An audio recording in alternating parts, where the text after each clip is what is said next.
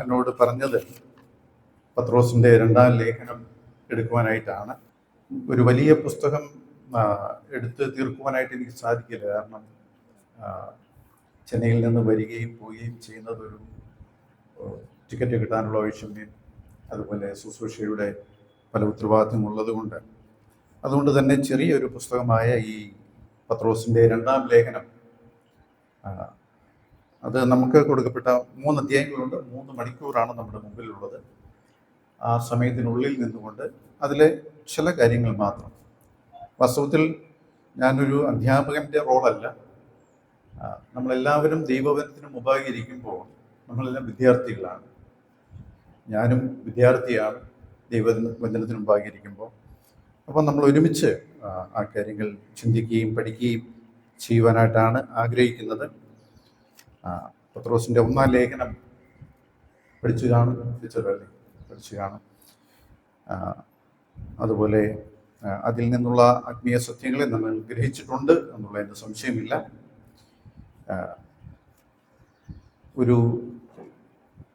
ഒരു തമാശയുണ്ട്, നിങ്ങളൊരു പക്ഷെ കേട്ടിട്ടുണ്ടായിരിക്കാം, എങ്കിലും ഒന്നുകൂടെ കേൾക്കുന്നതുകൊണ്ട് പ്രയാസമില്ല എന്ന് വിചാരിക്കുന്നു. പത്രോസിനെ കുറിച്ച് ഒരാൾ പ്രസംഗിച്ചപ്പോൾ അവിടെ ഇരുന്ന ഒരു അമ്മച്ചി ചോദിച്ചു എന്ന് പറയുന്നത് കേട്ടു, ഈ കർത്താവിനെ തള്ളി പറഞ്ഞത് 1 പത്രോസാണോ 2 പത്രോസാണോ എന്ന് ചോദിച്ചതായിട്ട് ഇങ്ങനെ കേട്ടിട്ടുണ്ട്. ഒരു പഴയൊരു തമാശയാണ്. ഏതായാലും ഒരു പത്രോസേ ഉള്ളൂ. ബൈബിളിലെ പുസ്തകങ്ങളിങ്ങനെ പഠിക്കുമ്പോൾ ഓരോരുത്തരും ഓരോ ചോദ്യങ്ങളിങ്ങനെ ചോദിക്കും. ഒരാൾ പറഞ്ഞു, എന്തിനാണ് ഈ യോഹന്നാൻ 3 പേരും കൂടെ ഡിസ്കസ് ചെയ്ത് ഒരെണ്ണം എഴുതിയാൽ പോരായിരുന്നു? 1 യോഹന്നാൻ, 2 യോഹന്നാൻ, 3 യോഹന്നാൻ, ഇവരെന്തിനാ ഇത്രയും എഴുതിയിരിക്കുന്നത് ചോദിച്ചു. അങ്ങനെയുള്ള ചില തമാശകൾ എൻ്റെ ഇടയ്ക്കുണ്ട്. എനിവേ, നമുക്ക് ഈ പത്രോസിൻ്റെ ലേഖനത്തിലേക്ക് കടന്നു വരാം. അതിൻ്റെ ആദ്യമായിട്ടുള്ള ചില ആമുഖ കാര്യങ്ങൾ പറയുവാനായിട്ട് ആഗ്രഹിക്കുകയാണ്. വേദപുസ്തകത്തിൻ്റെ ക്രമപ്രകാരം എന്ന് പറഞ്ഞാൽ പുസ്തകത്തിൻ്റെ ക്രമപ്രകാരം 61-ാമത്തെ പുസ്തകമാണ് പത്രോസിൻ്റെ 2-ാം ലേഖനം. വളരെ ചുരുക്കം ചില വാക്യങ്ങൾ മാത്രമേ ഇത് കാണുവാനായിട്ട് സാധിക്കുന്നുള്ളൂ. 3 അധ്യായങ്ങളുള്ളതിൽ 61 വാക്യങ്ങൾ മാത്രമാണ് ഇതിലുള്ളത്. നമുക്കറിയാം, പുതിയ നിയമ ലേഖനങ്ങളിൽ അതിനെ നമ്മൾ തരം തിരിച്ചു കഴിഞ്ഞാൽ പൗലോസിൻ്റെ എഴുത്തുകൾ, അതുപോലെ സാർവത്രിക ലേഖനങ്ങൾ എന്ന് ഇങ്ങനെ 2ആയിട്ട് തിരിക്കാം. ഈ സാർവത്രിക ലേഖനങ്ങളിൽപ്പെട്ട ഒന്നാണ് ഈ പത്രോസിൻ്റെ 2-ാം ലേഖനം. സാർവത്രിക ലേഖനങ്ങൾ എന്ന് പറയുമ്പോൾ അത് 7 ലേഖനങ്ങളുണ്ട്. അത് ആരംഭിക്കുന്നത് യാക്കോബ് മുതൽ. യാക്കോബ്, 1 പത്രോസ്, 2 പത്രോസ്, 1 യോഹന്നാൻ, 2 യോഹന്നാൻ, 3 യോഹന്നാൻ, യൂദ എന്നീ ലേഖനങ്ങളാണ് സാർവത്രിക ലേഖനങ്ങൾ, അല്ലെങ്കിൽ അതിനെക്കുറിച്ച് കാത്തലിക് എപ്പിസൽസ് അല്ലെങ്കിൽ യൂണിവേഴ്സൽ എപ്പിസൽസ് എന്ന് പറയുന്നത്. അതിൻ്റെ എഴുത്തുകാരെ കുറിച്ച് ഞാൻ പറഞ്ഞല്ലോ. പൗലോസിൻ്റെ ലേഖനങ്ങളുടെ ഒരു പ്രത്യേകത, പൗലോസ് ഏതെങ്കിലും ഒരു സഭയ്ക്കോ അല്ലെങ്കിൽ ഏതെങ്കിലും ഒരു വ്യക്തിക്കോ ആണ് ലേഖനം എഴുതുന്നത്. എന്നാൽ ഈ സാർവത്രിക ലേഖനങ്ങൾ ഒരു സ്ഥലം, സഭയ്ക്കോ ഒരു വ്യക്തിക്കോ എഴുതുന്നതല്ല. ഇത് സാർവത്രികമായിട്ട് ലോകത്തെമ്പാടുമുള്ള വിശുദ്ധന്മാർക്ക്, എല്ലാ ലേഖനങ്ങളും അങ്ങനെ തന്നെയാണ്, പക്ഷെ സാർവത്രിക ലേഖനം ഒരു പ്രത്യേക സഭയുടെ പ്രശ്നങ്ങളെയോ ബുദ്ധിമുട്ടുകളെയോ എടുത്ത് കാണിക്കാതെ ലോകത്തെമ്പാടുമുള്ള എല്ലാ വിഷയങ്ങളെയും സംബോധന ചെയ്ത് എഴുതുന്ന ലേഖനങ്ങളാണ് ഈ സാർവത്രിക ലേഖനങ്ങൾ എന്ന് പറയുന്നത്. ഇതിൻ്റെ ഗ്രന്ഥകാരൻ നമുക്കറിയാം, നമ്മളൊരു പെട്ടെന്ന് പറഞ്ഞു പോയാൽ പത്രോസാണ്. ഗ്രന്ഥകാരൻ പത്രോസാണ്. എന്നാൽ ഞാനൊരു സഭയുടെ ഒരു ബൈബിൾ ക്ലാസ് ആയിരുന്നെങ്കിൽ പത്രോസ് എന്ന് മാത്രം പറഞ്ഞു പോകുമായിരുന്നു. എന്നാൽ ഇതൊരു BTH ഡിഗ്രി കോഴ്സ് ആയതുകൊണ്ട് അതിൻ്റെ ചില വശങ്ങളെ കൂടെ പറയണമല്ലോ, നിങ്ങൾ അറിഞ്ഞിരിക്കേണ്ടതായിട്ടുള്ള ആവശ്യമുണ്ട്. ഈ പുസ്തകത്തിൻ്റെ എഴുത്തുകാരനെ കുറിച്ച് ആദിമകാലം മുതൽക്ക് തന്നെ ചില സംശയങ്ങളും വാദപ്രതിവാദങ്ങളും, അത് ആരെങ്കിലും പറയുന്നതല്ല, സഭാപിതാക്കന്മാരുടെ ഇടയിൽ തന്നെ ഇത് പത്രോസാണോ എഴുതിയത് എന്നുള്ള സംശയങ്ങൾ ആദ്യകാലങ്ങളിൽ തന്നെയുണ്ട്. എന്നാൽ ഈ പുസ്തകം ആര് എഴുതി എന്നുള്ളതിനേക്കാളുപരി ഇത് തിരുവചന കാനോൻ എന്ന് പറയുന്നത് ഒരു എഴുത്ത് അല്ലെങ്കിൽ അളവുകോൽ എന്നാണ് ഇതിനെ അറിയപ്പെടുന്നത്. ഈ തിരുവചന കാനോനിൽ ഉൾപ്പെട്ട ഒരു പുസ്തകമാണ് പത്രോസിൻ്റെ ഈ ലേഖനം. എന്നാൽ ഈ പണ്ഡിതന്മാർക്കിടയിൽ ഇത് പത്രോസ് അല്ല എഴുതിയത്, വേറെ ആരോ പത്രോസിന്റെ പേരിൽ എഴുതിയതാണ് എന്നൊക്കെയുള്ള രീതിയിലുള്ള വാദപ്രതിവാദങ്ങൾ വന്നിട്ടുണ്ട്. അതിൻ്റെ ഒരു പ്രധാനപ്പെട്ട 2-3 കാരണങ്ങൾ നിങ്ങൾ ഇത് കഴിഞ്ഞിട്ട് യൂദയുടെ ലേഖനം ഒന്ന് വായിച്ചു നോക്കുക. യൂദയുടെ ലേഖനവും പത്രോസിന്റെ ഈ 2ാം ലേഖനവും തമ്മിൽ വളരെ സാമ്യതയുണ്ട്. പല വിഷയങ്ങളും യൂദ പറഞ്ഞിട്ടുള്ളത് പത്രോസ് പറഞ്ഞിട്ടുണ്ട്, 2ാം ലേഖനം. പത്രോസ് പറഞ്ഞിട്ടുള്ളത് യൂദ പറഞ്ഞിട്ടുണ്ട്. അതുകൊണ്ട് തന്നെ ഇത് ആരാണ് എഴുതിയതെന്നുള്ളതിനെ കുറിച്ച് അങ്ങനെ ഒരു ചില വാദപ്രതിവാദങ്ങൾ നടന്നിട്ടുണ്ട്. അതുപോലെ ഈ 2 ലേഖനങ്ങളുടെ ഭാഷ, 1 പത്രോസും 2 പത്രോസും, ആ ലേഖനങ്ങളുടെ ഭാഷ വ്യത്യാസമുണ്ട്. ഇപ്പൊ 1 പത്രോസ് നിങ്ങൾ പഠിച്ചു കഴിഞ്ഞു. 1 പത്രോസിന്റെ ഭാഷയല്ല ഈ 2 പത്രോസ് വായിക്കാൻ നമുക്ക് കാണുവാൻ സാധിക്കും. വളരെ വ്യത്യസ്തമായ ഒരു ശൈലിയാണ്. അതാണ് മറ്റൊരു വ്യത്യാസമായിട്ട് പറയുന്നത്. പിന്നീട് പറയുന്നു, പൗലോസിന്റെ ലേഖനങ്ങളെ കുറിച്ചുള്ള പരാമർശം ഈ പുസ്തകത്തിന്റെ അവസാന ഭാഗത്തുണ്ട്. അപ്പോൾ ഇതിന്റെ ക്രിറ്റിക്സ് പറയുന്നത് പൗലോസിന്റെ ലേഖനങ്ങൾ ക്രോഡീകരിച്ചത് ഏകദേശം AD 100 ശേഷം, 2ാം നൂറ്റാണ്ടിന് മുമ്പാണ് പൗലോസിന്റെ ലേഖനങ്ങളൊക്കെ ഒരുമിച്ച് ക്രോഡീകരിച്ചത്. അതുകൊണ്ട് തന്നെ പൗലോസിന്റെ ലേഖനങ്ങളെ കുറിച്ച് പറയുന്നത് കൊണ്ട് ഇത് പത്രോസിന്റെ പേരിൽ 2ാം നൂറ്റാണ്ടിലോ 1ാം നൂറ്റാണ്ടിന്റെ അവസാനത്തിലോ വേറെ ആരോ എഴുതിയതാണ് എന്ന് അവർ സംശയിക്കുന്നു. അതുകൊണ്ട് തന്നെ ഈ വാദപ്രതിവാദങ്ങൾ വളരെ വർഷങ്ങളായി, വളരെ നാളുകളായി ഈ പണ്ഡിതന്മാരുടെ ഇടയിൽ ഉണ്ട്. ആദ്യ നൂറ്റാണ്ടുകൾ മുതൽ തന്നെ ഈ വിഷയങ്ങൾ, ഈ സംശയങ്ങൾ, ഈ വാദപ്രതിവാദങ്ങളുണ്ട്. നമുക്കറിയാം, പഴയ നിയമ പുസ്തകങ്ങൾ, നമ്മുടെ ബൈബിളിലൊന്നും, നമ്മുടെ ബൈബിളെല്ലാം 66 പുസ്തകങ്ങളുള്ള ബൈബിളാണ്. എന്നാൽ ചില ബൈബിളുകളിൽ പഴയ നിയമത്തിലെ പുസ്തകങ്ങളോട് ചേർത്ത് അപ്പോക്രിഫ പുസ്തകങ്ങൾ ചേർത്തിട്ടുണ്ട്. ഏകദേശം 14 അപ്പോക്രിഫ പുസ്തകങ്ങളായിട്ടുണ്ട്. നമ്മളതിനെ അംഗീകരിക്കുന്നില്ല. അതിൻ്റെ കാരണങ്ങൾ വേറെയാണ്, എല്ലാം കൂടെ പറയാനായിട്ട് സമയമില്ല. ഈ 14 അപ്പോക്രിഫ പുസ്തകങ്ങൾ കാനോനികമല്ല. അതുകൊണ്ട് തന്നെ അന്നത്തെ റബിമാരും അന്നത്തെ പഠിതാക്കളും ഈ പുസ്തകങ്ങളെ കാനോനികമായിട്ട് അംഗീകരിച്ചിട്ടില്ല. എന്നാൽ എബ്രായ തിരുവെഴുത്തുകളുടെ ഗ്രീക്ക് മൊഴിയായിട്ടുള്ള ട്രാൻസ്ലേഷനായിട്ടുള്ള സെപ്റ്റുജിന്റ് വേർഷൻ എന്ന് പറയുന്ന അതിൽ ഈ 14 പുസ്തകങ്ങളും കൂടെ ചേർത്തിട്ടുണ്ട്. ഇതുപോലെ തന്നെ പുതിയ നിയമത്തിനും അപ്പോക്രിഫ പുസ്തകങ്ങൾ ഇറങ്ങിയിട്ടുണ്ട്. ഏകദേശം 43 പുസ്തകങ്ങൾ പുതിയ നിയമ അപ്പോക്രിഫ പുസ്തകങ്ങളായിട്ട് അന്ന് ഉണ്ടായിരുന്നു. അതിലെ 32 അപ്പോക്രിഫ സുവിശേഷങ്ങളാണ്. ഈ നമ്മുടെ മത്തായി, മർക്കോസ്, ലൂക്കോസ് എന്ന് പറഞ്ഞ പോലെ 32 സുവിശേഷങ്ങൾ അഡീഷണൽ ആയിട്ട് എഴുതി ചേർത്തു. അതുപോലെ അപ്പോക്രിഫ നടപടികൾ എന്ന് പറഞ്ഞാൽ അപ്പോസ്തല പ്രവൃത്തികൾ എന്ന് പറയുന്ന പോലെ അപ്പോസ്തലന്മാരുടെ നടപടികൾ, അത് 5 അതിൻ്റെ കൂടെ എഴുതി ചേർത്തു. ലേഖനങ്ങൾ 4 കൂടെ എഴുതി ചേർത്തു. അപ്പോക്രിഫ വെളിപ്പാട് അത് 2 അതിനോട് എഴുതി ചേർത്തു. ഇങ്ങനെ 43 അപ്പോക്രിഫ പുസ്തകങ്ങൾ അന്ന് കാലത്തുണ്ടായിരുന്നു. അതിലെ പത്രോസിന്റെ പേരിൽ ഒരു സുവിശേഷം എഴുതപ്പെട്ടിട്ടുണ്ട്. അതുപോലെ പത്രോസിന്റെ പേരിൽ ഒരു നടപടി പുസ്തകം എഴുതിയിട്ടുണ്ട്. അതുപോലെ പത്രോസിന്റെ പേരിൽ ഒരു വെളിപ്പാട് എഴുതിയിട്ടുണ്ട്. അപ്പോൾ ആ പുസ്തകങ്ങളെല്ലാം കൂടി ചേർത്ത് കഴിയുമ്പോൾ പത്രോസിന്റെ ഈ 2 ലേഖനവും, പത്രോസിന്റെ ഒരു സുവിശേഷം, പത്രോസിന്റെ ഒരു നടപടി, പത്രോസിന്റെ ഒരു ലേഖനം, ഇതെല്ലാം കൂടി ചേരുമ്പോൾ ഈ സംശയം ഉണ്ടാകുക സ്വാഭാവികമാണ്. കാരണം പത്രോസിന്റെ പേരിൽ ഇതും വേറെ ആരോ എഴുതി എന്നുള്ള ഈ സംശയം ഉണ്ടാകുക സ്വാഭാവികമാണ്. എന്നാൽ ഇതിൽ ചില ആന്തരികമായിട്ടുള്ള തെളിവുകളുണ്ട്. ബാഹ്യമായിട്ടുള്ള തെളിവുകൾ വളരെ കുറവാണ്. മറ്റു ഒരു പുസ്തകത്തിനും ഉണ്ടാകാത്ത പോലെയുള്ള പ്രതിസന്ധി ഇതിനുണ്ടായതിന്റെ കാരണം ഇതിന് ബാഹ്യമായിട്ടുള്ള തെളിവുകളൊന്നുമില്ല. വളരെ ചുരുക്കം ചില തെളിവുകൾ മാത്രമേ ഇത് പത്രോസ് എഴുതിയെന്നുള്ളതിനുള്ളൂ. എന്നാൽ ആന്തരികമായിട്ടുള്ള പല തെളിവുകളും ഇതിൽ കാണുവാനായിട്ട് സാധിക്കും. നമ്മുടെ പത്രോസിന്റെ ലേഖനത്തിൽ തന്നെ കാണുവാനായിട്ട് സാധിക്കും. ആന്തരികം എന്ന് പറഞ്ഞ ലേഖനത്തിൽ തന്നെ നമുക്ക് കാണാം. അതിൻ്റെ 1-ാം അധ്യായത്തിന്റെ 1-ാം വാക്യം വേദപുസ്തകം എടുത്ത് നോക്കിയാൽ ലേഖകൻ ശീമോൻ പത്രോസ് ആണെന്ന് അവിടെ തന്നെ കാണുന്നുണ്ട്. പിന്നെ 16 മുതലുള്ള വാക്യങ്ങൾ വായിക്കുമ്പോൾ അവിടെ ഈ ലേഖകൻ കർത്താവുമായിട്ടുള്ള മറുരൂപ മലയിലെ ആ വെളിപ്പാട് അല്ലെങ്കിൽ ആ ദർശനം അതിനെക്കുറിച്ച് പറയുന്നുണ്ട്.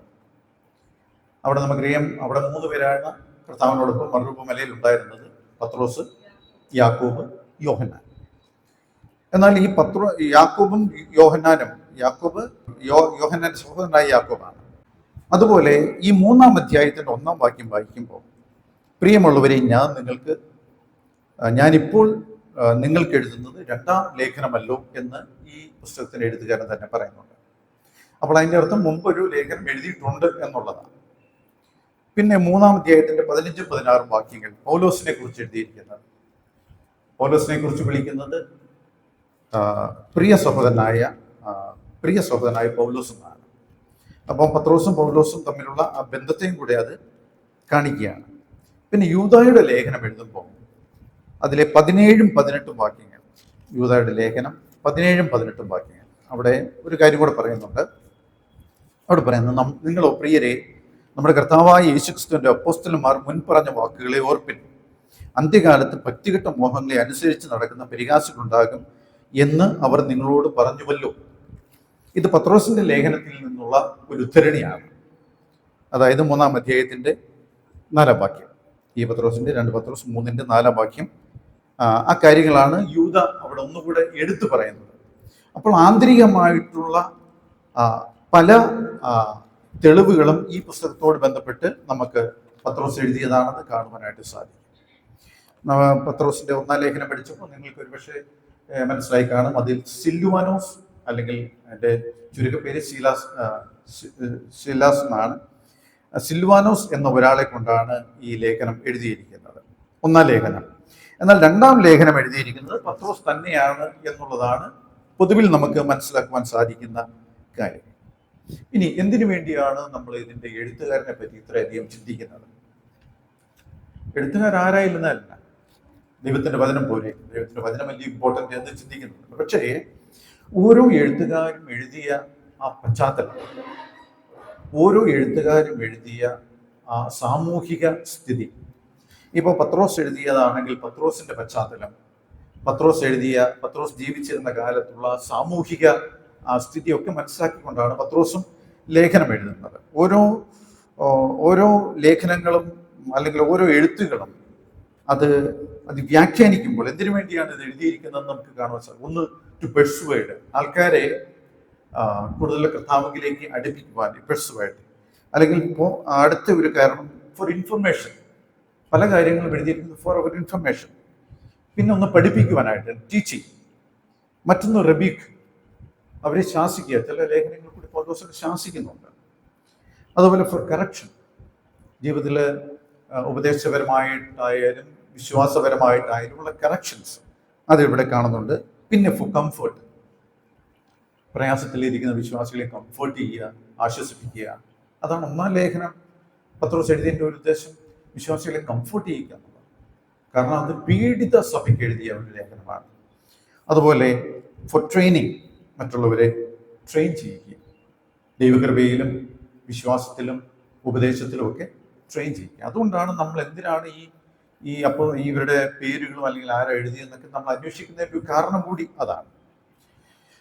നമുക്കറിയാം, മിക്കവാറും എല്ലാ പുസ്തകങ്ങളുടെയും നമ്മൾ ബൈബിൾ സീരിയസ് ആയിട്ട് പഠിക്കുമ്പോൾ, ഓരോ പുസ്തകങ്ങൾ പഠിക്കുമ്പോഴും ആരെങ്കിലുമൊക്കെ ഏതെങ്കിലുമൊക്കെ എതിർപ്പുകൾ കൊണ്ടുവരും. പ്രത്യേകിച്ച് എഴുത്തുകാരെക്കുറിച്ച്, അത് എഴുതിയ കാലഘട്ടത്തെക്കുറിച്ച്. അങ്ങനെ വരുമ്പോൾ ഈ പത്രോസിന്റെ ലേഖനം, 2-ാം ലേഖനം കുറച്ചധികം, മറ്റു പുസ്തകങ്ങളെക്കാൾ അധികം വാദപ്രതിവാദങ്ങൾക്ക് ഇടയായി എന്നുള്ളത് ഒരു വാസ്തവമായിട്ടുള്ള ഒരു കാര്യമാണ്. ഇനി ആർക്കാണ് ഈ ലേഖനം എഴുതിയത്? ഈ ലേഖനം എഴുതിയത്, ഇപ്പം ഞാൻ നേരത്തെ പറഞ്ഞല്ലോ, 3-ാം അധ്യായത്തിന്റെ 2-ാം വാക്യം, 1-ാം വാക്യം, പ്രിയമുള്ളവരെ, ഞാൻ നിങ്ങൾക്ക് ഇപ്പോൾ എഴുതുന്നത് 2-ാം ലേഖനമല്ലോ. അപ്പോൾ ഇതിനു മുമ്പൊരു ലേഖനം എഴുതിയിട്ടുണ്ട്. അതാണ് നമ്മൾ വിശ്വസിക്കുന്നത് പത്രോസിന്റെ 1-ാം ലേഖനം. പത്രോസിന്റെ 1-ാം ലേഖനത്തിന്റെ 1-ാം വാക്യത്തിൽ, 1 പത്രോസ് 1-ന്റെ 1 ആർക്കാണ് ഈ ലേഖനം എഴുതിയിരിക്കുന്നതെന്ന് അവിടെ പറയുന്നത്. 1-ന്റെ 1, 1 പത്രോസ് 1-ന്റെ 1. യേശുക്രിസ്തുവിന്റെ അപ്പോസ്തലനായ പത്രോസ് പൊന്തോസിലും ഗലാത്യയിലും കപ്പദോക്യയിലും ആസിയയിലും ബിഥുന്യയിലും ചിതറിപ്പാർക്കുന്നവർക്ക് എഴുതിയത്. അപ്പോൾ പൊന്തോസ്, ഗലാത്യ, കപ്പദോക്യ, ആസ്യ, ബിഥുന്യ. ഈ അപ്പോസ്തല പ്രവൃത്തിയുടെ പുസ്തകം പഠിക്കുമ്പോൾ 2-ാം അധ്യായത്തിൽ അവിടെ പരിശുദ്ധാത്മാവ് ഭൂമിയിലേക്ക് വരുന്ന സമയത്ത് കുറച്ച് പേര് പല സ്ഥലങ്ങളിൽ നിന്നുള്ളവർ അവിടെ കൂടി വന്നതായിട്ട് നാം വായിക്കുന്നുണ്ട്. അതിൽ പൊന്തോസ് എന്ന സ്ഥലത്തും കപ്പദോക്യ എന്ന സ്ഥലത്തു നിന്നും ആസ്യ എന്ന സ്ഥലത്തു നിന്നും സഹോദരന്മാരവിടെ വന്നിട്ടുണ്ട്. ഒരുപക്ഷെ അന്ന് പത്രോസിന്റെ വചനം കേട്ട രക്ഷിക്കപ്പെട്ട ആൾക്കാരായിരിക്കാം ആദ്യകാല വിശ്വാസികളെന്ന് നമുക്ക് അനുമാനിക്കുവാനായിട്ട് സാധിക്കും. നിങ്ങളുടെ ബൈബിളിലെ അവസാനത്തെ ഒരു അപ്പോസ്തലനായ പൗലോസ് യാത്ര ചെയ്ത ദേശങ്ങൾ എന്ന് പറഞ്ഞുകൊണ്ട് ഒരു മാപ്പ് കൊടുത്തിട്ടുണ്ട്. എല്ലാവരുടെയും ബൈബിൾ ഉണ്ടോ എന്ന് എനിക്കറിയില്ല, പുതിയ ബൈബിളിലൊക്കെ ഉണ്ടോ എന്ന് എനിക്കറിയത്തില്ല. ഇത് പഴയ ബൈബിളാണ്, ബൈബിൾ സൊസൈറ്റിയുടെ ബൈബിളാണ്. അപ്പോൾ ഈ അപ്പോസ്തലനായ പൗലോസ് യാത്ര ചെയ്ത ദേശങ്ങളുടെ ആ റൈറ്റ് സൈഡിൽ നോക്കുവാണെങ്കിൽ ഒരു 5 സ്ഥലങ്ങൾ കാണാൻ സാധിക്കും. ബിഥുന്യ, പൊന്തോസ്, ആസ്യ, ഗലാത്യ, കപ്പദോക്യ. അപ്പോൾ ഈ 5 സ്ഥലങ്ങളിലുള്ള ഇത് വലിയൊരു സ്ഥലമാണ്. നമുക്കറിയാം ഈ മാപ്പിൻ്റെ അത് വെച്ച് നോക്കിക്കഴിഞ്ഞാൽ ഒരു വലിയ സ്ഥലമാണ് ഈ ബിഥുന്യ, ആസ്യ, ഗലാത്യ, കപ്പദോക്യ, പൊന്തോസ് എന്ന് പറയുന്ന ഈ 5 സ്ഥലങ്ങൾ ചേരുന്ന സ്ഥലം. അപ്പോൾ ഏഷ്യ മൈനറിലുള്ള 5 സ്ഥലങ്ങളാണ് ഇത്. ഏഷ്യ മൈനറിലുള്ള 5 സ്ഥലങ്ങളാണ്. അപ്പോൾ നമുക്ക് ഇങ്ങനെ പറയുവാനായിട്ട് സാധിക്കും, 1-ാം ലേഖനം ആർക്ക് വേണ്ടി എഴുതിയോ അതേ ആൾക്കാർക്ക് വേണ്ടിയാണ് ഈ 2-ാം ലേഖനവും എഴുതിയിരിക്കുന്നത്. അതിനെയാണ് പത്രോസ് 3:15 പറയുന്നത്. അവിടെ പൗലോസിന്റെ വാക്കുകളെ കുറിച്ചും പൗലോസ് അവിടെ ചില ലേഖനങ്ങൾ എഴുതിയായിട്ട് പറയുന്നുണ്ട്. 2 പത്രോസ് 3:15.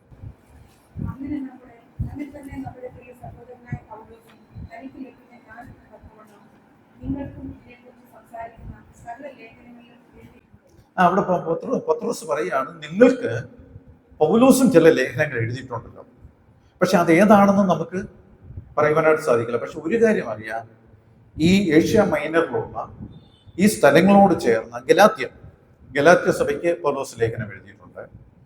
പിന്നെ അതുപോലെ എഫേസ്യ സഭയ്ക്ക് പൗലോസ് ലേഖനം എഴുതിയിട്ടുണ്ട്.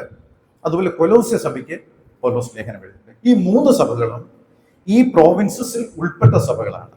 അതുകൊണ്ടായിരിക്കാം പത്രോസ് ഈ പൗലോസിന്റെ ലേഖനങ്ങൾ എഴുതിയിട്ടുണ്ടല്ലോ എന്നുള്ള കാര്യം പറയുന്നത്. ഇനി നമുക്ക് ഇങ്ങനെ ചിന്തിക്കാം, ഈ പൊന്തോസിലോ കപ്പദോക്യയിലോ ഗലാത്യയിലോ ആസിയയിലോ ബിഥുന്യയിലുള്ള സഭകൾക്ക് മാത്രമല്ല, ഇത് ലോകത്തെമ്പാടുമുള്ള ഇൻക്ലൂഡിങ് യു ആൻഡ് മീ, നമ്മളെല്ലാവരും ചേർത്തുകൊണ്ട് എഴുതിയിരിക്കുന്ന ഒരു ലേഖനമാണിത്. അപ്പം നമ്മുടെ ക്രിസ്തീയ ജീവിതത്തിനും നമ്മുടെ ആത്മീയ ജീവിതത്തിനും നമ്മൾ അഭിമുഖീകരിക്കുന്ന പല പ്രശ്നങ്ങൾക്കുമുള്ള പരിഹാരങ്ങളും നിർദ്ദേശങ്ങളും കറക്ഷൻസും ട്രെയിനിങ്ങും എല്ലാം ചേരുന്ന ഒരു ലേഖനമാണ് ഈ പത്രോസിന്റെ 2-ാം ലേഖനം.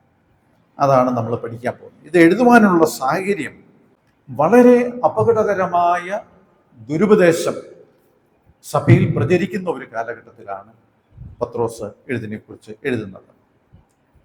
ദുരുപദേഷ്ടാക്കന്മാരുടെ കാലഘട്ടം. 2-ാം അധ്യായവും 3-ാം അധ്യായവും ഓൾമോസ്റ്റ് എല്ലാം ഈ ദുരുപദേഷ്ടാക്കന്മാരെ കുറിച്ചുള്ള കാര്യങ്ങളാണ് പറഞ്ഞിരിക്കുന്നതെന്ന് നമുക്ക് കാണുവാനായിട്ട് സാധിക്കും. നമുക്കറിയാം, പത്രോസിന്റെ മരണം ഏകദേശം അടുത്തിരിക്കുന്നു എന്ന് പത്രോസ് തോന്നിയ ഒരു കാലഘട്ടമാണ്. അതുകൊണ്ട് വിശ്വാസികളെ ഓർമ്മിപ്പിക്കുവാനായിട്ട് പല കാര്യങ്ങൾ ഉണ്ട് എന്നുള്ള കാര്യവും മനസ്സിൽ വെച്ചുകൊണ്ട് സഭയിൽ നുഴഞ്ഞു കയറുന്ന ദുരുപദേശങ്ങളെ കൈകാര്യം ചെയ്യുവാനും വിശ്വാസികളെ സ്ഥിരപ്പെടുത്തുവാനും ആത്മീയ കാര്യങ്ങളിൽ അവരെ ഉത്സാഹമുള്ളവരാക്കി തീർക്കുക എന്ന ലക്ഷ്യത്തോടു കൂടിയാണ് പൗലോസ് ഇത് എഴുതുന്നത്. ആ ഒരു സാഹചര്യമാണ് ഇവിടെ നമുക്ക് കാണുവാനായിട്ട് സാധിക്കുന്നത്. എഴുതിയ സ്ഥലം എവിടെ വെച്ചാണ് എഴുതിയതെന്ന് നമുക്ക് വളരെ വ്യക്തമായിട്ട് പറയുവാനായിട്ട് സാധിക്കില്ല. കാരണം 1-ാം ലേഖനം എഴുതിയത് ബാബിലോണിൽ വെച്ചാണെന്ന് അവിടെ ആ ലേഖനത്തിൽ തന്നെ പറയുന്നുണ്ട്. 2-ാം ലേഖനം ഒരു പക്ഷേ ബാബിലോണിൽ വെച്ചായിരിക്കാം എഴുതിയത്, അല്ലെങ്കിൽ പണ്ഡിതന്മാരുടെ അഭിപ്രായത്തിൽ റോമിൽ വെച്ചായിരിക്കാം എഴുതിയത് എന്ന് വിചാരിക്കുന്നു. എഴുതിയ കാലഘട്ടം അതും നമുക്ക് പ്രോപ്പറായിട്ട് ശരിക്ക് പറയുവാനായിട്ട് സാധിക്കുകയില്ല. ഒരു പക്ഷേ നീറോ ചക്രവർത്തി വലിയ സഭയ്ക്ക് മേലെ വലിയ പീഡനം കൊണ്ടുവന്ന സമയത്ത് അന്നേരമാണ് ഒന്നാം ലേഖനം എഴുതുന്നത്. നീറോ ചക്രവർത്തി കൊണ്ടുവരുന്ന പ്രശ്നങ്ങളുടെ മധ്യയാണ് ഒന്നാം ലേഖനം പത്രോസ് എഴുതുന്നത്. ഒരുപക്ഷെ ആ പീഡനത്തിൽ പത്രോസ് മരിക്കുന്നതിന് തൊട്ട് മുമ്പ് താൻ ഈ ലേഖനം എഴുതിയിരിക്കാം. അതായത് ഒരുപക്ഷെ AD 66 67 തൻ്റെ മരണത്തിന് തൊട്ട് മുമ്പ് പത്രോസ് ഇത് എഴുതി എന്ന് നമുക്ക് വിചാരിക്കാം, അനുമാനിക്കാം. ഇതെല്ലാം അനുമാനങ്ങളാണ്. കാരണം ഇതിന് ബാഹ്യമായിട്ടുള്ള, ഞാൻ ആദ്യം പറഞ്ഞല്ലോ, ബാഹ്യമായിട്ടുള്ള തെളിവുകൾ വളരെ കുറവാണ്. ഇതാരാണ് എഴുതിയെന്നുള്ളതിനെ കുറിച്ചും എവിടെ വെച്ചാണ് എഴുതിയെന്നുള്ളതിനെ കുറിച്ചും ഇത് ഏത് കാലഘട്ടത്തിലാണ് എഴുതിയെന്നുള്ളതിനെ കുറിച്ചും ബാഹ്യമായിട്ടുള്ള തെളിവുകൾ വളരെ കുറവാണ്. അതുകൊണ്ട് ഇതൊക്കെ ഈ പുസ്തകത്തിനെ കുറിച്ചുള്ള ഈ കാര്യങ്ങളൊക്കെ അനുമാനങ്ങളും നിഗമനങ്ങളും മാത്രമാണ്. ഒന്ന് പത്രോസ് എഴുതിയത് വെളിയിൽ നിന്നുള്ള പീഡനം അനുഭവിക്കുന്ന സഭയ്ക്കാണെങ്കിൽ, രണ്ട് പത്രോസ് എഴുതിയത് ഉള്ളിൽ നിന്നുള്ള തെറ്റായ പ്രവണതകൾക്കെതിരെയുള്ള ലേഖനമാണ്. ഉള്ളിൽ നിന്നുള്ള, സഭയ്ക്കുള്ളിൽ നിന്നുള്ള തെറ്റായ പ്രവണതകൾക്ക് എതിരെയുള്ള ലേഖനമാണ്. ഇതിൻ്റെ കണ്ടന്റ് സമ്മറി നമ്മൾ നോക്കിയാൽ, ഒന്ന് ദുരുപദേശത്തിനെതിരായി അല്ലെങ്കിൽ ദുരുപദേഷ്ടാക്കന്മാർക്കെതിരായി എഴുതിയിരിക്കുന്ന കാര്യങ്ങളാണ്. രണ്ട്, തിരുവഴുത്തിൻ്റെ ആധികാരികത, ദൈവവചനത്തിൻ്റെ ആധികാരികത ഒരിക്കൽ കൂടി ഉറപ്പിക്കുവാനായിട്ടാണ് പത്രോസ് ഇത് എഴുതുന്നത്. മൂന്ന്, കർത്താവിൻ്റെ മടങ്ങി വരവിനോട് ബന്ധപ്പെട്ടുള്ള അപൂർവമായ ചില കാര്യങ്ങളെക്കുറിച്ച് പത്രോസ് മാത്രം എഴുതുന്ന ചില കാര്യങ്ങളുണ്ട്. കർത്താവിൻ്റെ മടങ്ങി വരവിനോട് അപൂർവമായി സംഭവിക്കുന്ന അപൂർവമായിട്ടുള്ള ചില കാര്യങ്ങൾ. നാല്, ഒരു ജനറൽ ഇൻസ്ട്രക്ഷൻ, എക്സോട്ടേഷൻ, കർത്താവിൻ്റെ കൃപയിലും ശക്തിയിലും ഒക്കെ ബലപ്പെടുവാനായിട്ടുള്ള ജനറൽ ആയിട്ടുള്ള പൊതുവായിട്ടുള്ള ചില. നാലാമത്തെയാണ്, ഒന്നാമത്തെ ദുരുപദേഷ്ടക്കന്മാർക്കെതിരെയുള്ള ഒരു ലേഖനം. രണ്ട്, തിരുവഴുത്തിൻ്റെ ആധികാരികത, അത് ഒന്നുകൂടി വെളിപ്പെടുത്തുവാൻ. മൂന്ന്, കർത്താവിൻ്റെ മടങ്ങി വരവിനോടുള്ള ബന്ധത്തിലുള്ള അപൂർവമായ ചില കാര്യങ്ങളെക്കുറിച്ച് ഓർമ്മിപ്പിക്കുവാൻ. നാല്, ദൈവകൃപയിൽ എല്ലാവരും ബലപ്പെടുവാനും ധൈര്യപ്പെടുവാനുമായിട്ടുള്ള ഒരു ഇൻസ്ട്രക്ഷൻ. ഇനി ലേഖനത്തിൻ്റെ ചില പ്രത്യേകതകളുണ്ട്.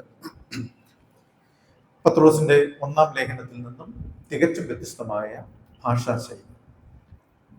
നമുക്കറിയാം, ഈ ലേഖനം നിങ്ങൾ വായിക്കുമ്പോൾ അറിയാം, പത്രോസിന്റെ ഒന്നാം ലേഖനം വായിക്കുമ്പോൾ വളരെ സോഫ്റ്റായിട്ട്, വളരെ അവരെ ഉള്ളിൽ വഹിച്ചുകൊണ്ട് സന്തോഷത്തോടെ അവരെ ആശ്വസിപ്പിക്കുവാനായിട്ടും ഒക്കെ എഴുതുന്ന ഒരു ലേഖനമാണ് ഒന്നാം ലേഖനം.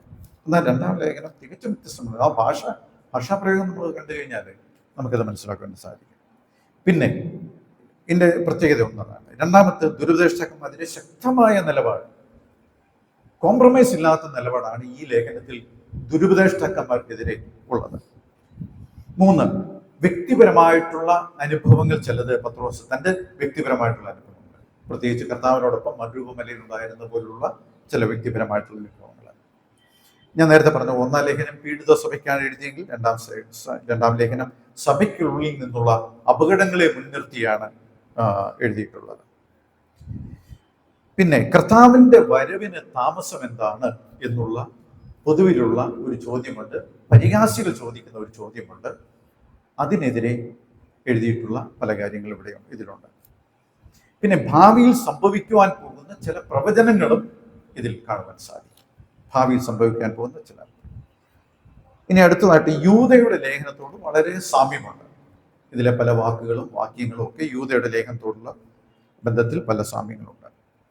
പിന്നെ കർത്താവിനെ കുറിച്ച് പറയുന്നിടത്ത് വെറുതെ കർത്താവെന്ന് മാത്രം പറയുകയില്ല, നമ്മുടെ കർത്താവായ യേശുക്രിസ്തു എന്ന് പറയുന്നത്. അത് ഒരിടത്തൊഴികെ ഞാൻ വിചാരിക്കുന്ന 8 ഭാഗത്ത് കർത്താവായ യേശുക്രിസ്തുവിനെ കുറിച്ച് പറയുന്നിടത്ത് ഒരിടത്തൊഴികെ ബാക്കി എല്ലായിടത്തും പറയുന്നത് നമ്മുടെ കർത്താവായ യേശുക്രിസ്തു തൻ്റെ വ്യക്തിപരമായിട്ടുള്ള അനുഭവത്തിയാണ്. 3 വർഷക്കാലം കർത്താവിൻ്റെ കൂടെ നടന്നു. കർത്താവിനെ അവസാനം എന്താ ഇത് തള്ളിപ്പറഞ്ഞു. പിന്നെ പുള്ളി കരഞ്ഞു. വീണ്ടും കർത്താവ് ഉയർത്തതിന് ശേഷം പിന്നെ ഞാൻ വള്ളം വല എടുത്തുകൊണ്ട് പോവുകയാണെന്ന് പറഞ്ഞു. ഒടുവിൽ പെന്തക്കോസ്ത് നാളിന് ശേഷം ട്രാൻസ്ഫോംഡ് പത്രോസിനെ നമുക്ക് കാണാൻ സാധിക്കും. എല്ലാ നിലയിലും ട്രാൻസ്ഫോം ആയി. തൻ്റെ വാക്കുകൾ മറ്റേ വെട്ടാൻ ചെന്ന് പുരോഹിതന്റെ സേവകനെ വെട്ടി, അങ്ങനെ എടുത്തിയാട്ടക്കാരനും ഭയങ്കര ഒരുപക്ഷെ മുൻകോപി എന്ന് വേണമെങ്കിൽ നമുക്ക് പറയാം. അങ്ങനെയുള്ള പത്രോസ് ഇവിടെ പറയുമ്പോൾ നമ്മുടെ കർത്താവ് നമ്മുടെ കർത്താവ് നമ്മുടെ കർത്താവ് എന്ന് പറഞ്ഞ് ഈ ലേഖനത്തിൽ എഴുതുന്നതായിട്ട് കാണാൻ സാധിക്കും. പിന്നെ അവസാനമായിട്ട് പൗലോസിന്റെ ലേഖനങ്ങളെയും പത്രോസ് തിരുവെഴുത്തുകളായി അംഗീകരിക്കുന്നു. വലിയ പ്രയാസമാണ് മറ്റൊരാളെ അംഗീകരിക്കുക എന്ന് പറയുന്നത്, വലിയ പ്രയാസമുള്ള നമുക്കൊക്കെ അറിയാലോ. നമ്മളൊക്കെ ക്രിസ്തീയ ലോകത്ത് ഉള്ളവരായതുകൊണ്ട് മറ്റുള്ളവരെ അംഗീകരിക്കുക എന്നുള്ളത് അത് പത്രോസിന് യാതൊരു മടിയുമില്ല. പത്രോസ് പറയുന്നുണ്ട്, നമ്മുടെ പ്രിയ സഹോദരനായ പൗലോസും തനിക്ക് ലഭിച്ച ജ്ഞാനത്തിനനുസരിച്ച് ചില കാര്യങ്ങൾ എഴുതിയിട്ടുണ്ട്. അത് മറ്റു തിരുവെഴുത്തുകളെ പോലെ ഈ തിരുവെഴുത്തുകളെയും അസ്ഥിരന്മാരായിട്ടുള്ളവർ കൂട്ടിക്കളയുന്നു എന്ന് നാം വായിക്കുന്നുണ്ട്. അപ്പം ഇതൊക്കെയാണ് ഈ ലേഖനത്തിൻ്റെ ഒരു പ്രത്യേകത. അപ്പോൾ ഈ കാര്യങ്ങൾ നമ്മൾ ഞാൻ ഈ പറഞ്ഞ എല്ലാ കാര്യങ്ങളും ചിലത് അനുമാനങ്ങളാണ്, ചിലത് പണ്ഡിതന്മാർ പഠിക്കുകയും പഠിപ്പിക്കുകയും ചെയ്ത കാര്യങ്ങളാണ്, ചിലത് ഈ ലേഖനത്തിൽ നിന്നുള്ള കാര്യങ്ങൾ തന്നെയാണ്.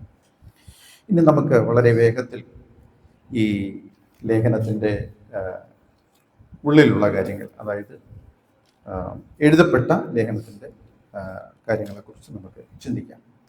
എല്ലാവരും വേദപുസ്തകം ഉണ്ടെങ്കിൽ തുറന്നു വെച്ചാൽ നല്ലതാണ്. പത്രോസ് എഴുതിയ 2-ാം ലേഖനം 1-ാം അധ്യായത്തിൻ്റെ 1-ാം വാക്യം. എഴുത്തുകാരൻ്റെ പേര് പത്രോസ് പറയും.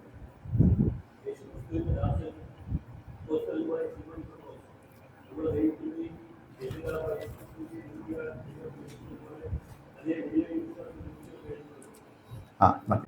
ഇവിടെ പറയുന്നത് തൻ്റെ പേര് പറയുന്നിടത്ത് 2 പേര് പറയുന്നു. പത്രോസിന്റെ എത്ര പേരുണ്ടായിരുന്നു? 3. കേഫ, പത്രോസ്, ശീമോൻ. അപ്പോൾ അതിലെ 2 പേര് പത്രോസിനോട് ഉപയോഗിക്കുന്നുണ്ട്, ശീമോൻ എന്നും പത്രോസ്. നമുക്ക് ശീമോൻ എന്ന് പറയുന്ന പേര് ഒരു എബ്രായ പേരാണ്, ഹീബ്രു വേർഡ്. അതുപോലെ പത്രോസ് എന്ന് പറയുന്നത് ഗ്രീക്ക് പേരാണ്. അപ്പോൾ നമുക്ക് ഇങ്ങനെ വേണമെങ്കിൽ പറയാം, കേഫ എന്ന പേര് കർത്താവാണ് ആ കേഫ എന്ന പേര് കൊടുത്തത്. പക്ഷെ അതിനെക്കുറിച്ച് വേറെ ആരും പറയുന്നില്ല. പൗലോസ് മാത്രം ഏതാണ്ട് 4-5 സ്ഥലത്ത് പത്രോസിനെ കേഫ കേഫ കേഫ എന്ന് വിളിക്കുന്നുണ്ട്. മറ്റാരും പത്രോസിനെ കേഫ എന്ന് വിളിക്കുന്നില്ല. എല്ലാവരും വിളിച്ചിട്ടുള്ളത് പത്രോസ് എന്നും ശീമോൻ എന്നുമാണ്.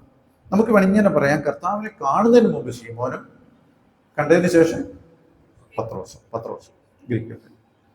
അപ്പോൾ 2 പേരിൽ പത്രോസ് ഇവിടെ അറിയപ്പെടുന്നു. പത്രോസിന്റെ 1-ാം ലേഖനം എഴുതുമ്പോൾ പത്രോസ് അങ്ങനെ ഒറ്റ പേര് മാത്രമേ പറയുന്നുള്ളൂ, അപ്പോസ്തലനായ പത്രോസ് എന്ന് മാത്രമേ പറയുന്നുള്ളൂ. ഇനി 2 വിധ ശുശ്രൂഷകൾ ഇവിടെ പറയുന്നുണ്ട്. എന്തൊക്കെയാണെന്ന് അറിയാമോ? ഈ 1-ാം വാക്യത്തിൽ തന്നെയുണ്ട്, യേശുക്രിസ്തുവിന്റെ ദാസനും അപ്പോസ്തലനുമായ പത്രോസ്. 2 ശുശ്രൂഷകൾ, ദാസൻ, അപ്പോസ്തലൻ, 2 എക്സ്ട്രീംസ് ആണ്. ദാസൻ എന്ന് പറഞ്ഞാൽ വെറും ദാസനല്ല, ഇറ്റ്സ് എ ബോണ്ട് സ്ലേവ്. ഒരു കർത്താവിന് വേണ്ടി എന്ത് പണിയും എടുക്കുവാൻ ഇഷ്ടപ്പെടുന്ന, അല്ലെങ്കിൽ അതിനു വേണ്ടി തന്നെത്താനെ അങ്ങ് അർപ്പിച്ച ഒരു bond servant, bond slave. Servant എന്ന് പറഞ്ഞാൽ പഴയ കാലത്ത് ഉണ്ടല്ലോ, പണ്ട് കാലത്തൊക്കെ ഈ സ്ലേവ്സ് ഉണ്ടായിരുന്നു. അടിമ ഒരു അടിമയായിട്ടാണ് താൻ ഈ ശുശ്രൂഷ ചെയ്യുന്നതെന്ന് പറയാം. അതുകൂടാതെ അപ്പോസ്തലൻ, അതൊരു ഒരു പദവിയാണ്. പദവി എന്ന് പറഞ്ഞാൽ അത് ഒരു അധികാരമാണ്. അന്ന് അപ്പോസ്തലന്മാർക്ക് വളരെ അധികാരങ്ങളുണ്ടായിരുന്നു. അപ്പോൾ ഈ 2 ശുശ്രൂഷകളെ കുറിച്ച് പറഞ്ഞുകൊണ്ടാണ് ഈ 1-ാം വാക്യം ആരംഭിക്കുന്നത്. എന്നിട്ട് പറയുകയാണ്, ഇത് ആർക്കാണ് എഴുതിയിരിക്കുന്നത്? യേശുക്രിസ്തുവിന്റെ നീതിയാൽ ഞങ്ങൾക്ക് ലഭിച്ചതുപോലെ അതേ വിലയേറിയ വിശ്വാസം ലഭിച്ചവർക്ക്. അങ്ങനെയെന്ന് വരികിൽ ഇത് ആർക്കെഴുതിയതാ? നമുക്കും കൂടെ എഴുതുന്നു. ഇത് പൊന്തോസിലോ ഗലാത്യയിലോ ബിഥുന്യയിലോ ആസിയയിലോ കപ്പദോക്യയിലോ ഉള്ളവർക്ക് മാത്രമല്ല, പത്രോസിനൊക്കെ ലഭിച്ച പോലുള്ള അതേ വിശ്വാസം, ഈ രക്ഷയ്ക്കായിട്ടുള്ള വിശ്വാസം എല്ലാവർക്കും ഉണ്ടാണ് കേട്ടോ. ചെന്നൈയിലുള്ളവർക്കും കൊട്ടാരക്കരയുള്ളവർക്കും അമേരിക്കയിലുള്ളവർക്കൊക്കെ രക്ഷയ്ക്കായിട്ടുള്ള വിശ്വാസം ഒന്ന് തന്നെയാണ്. ആ വിശ്വാസം ആർക്കെല്ലാം ലഭിച്ചിട്ടുണ്ടോ അവരെ എല്ലാം തൻ്റെ ഹൃദയത്തിൽ ഉൾക്കൊണ്ടുകൊണ്ടാണ് ഈ ലേഖനം എഴുതുന്നത്.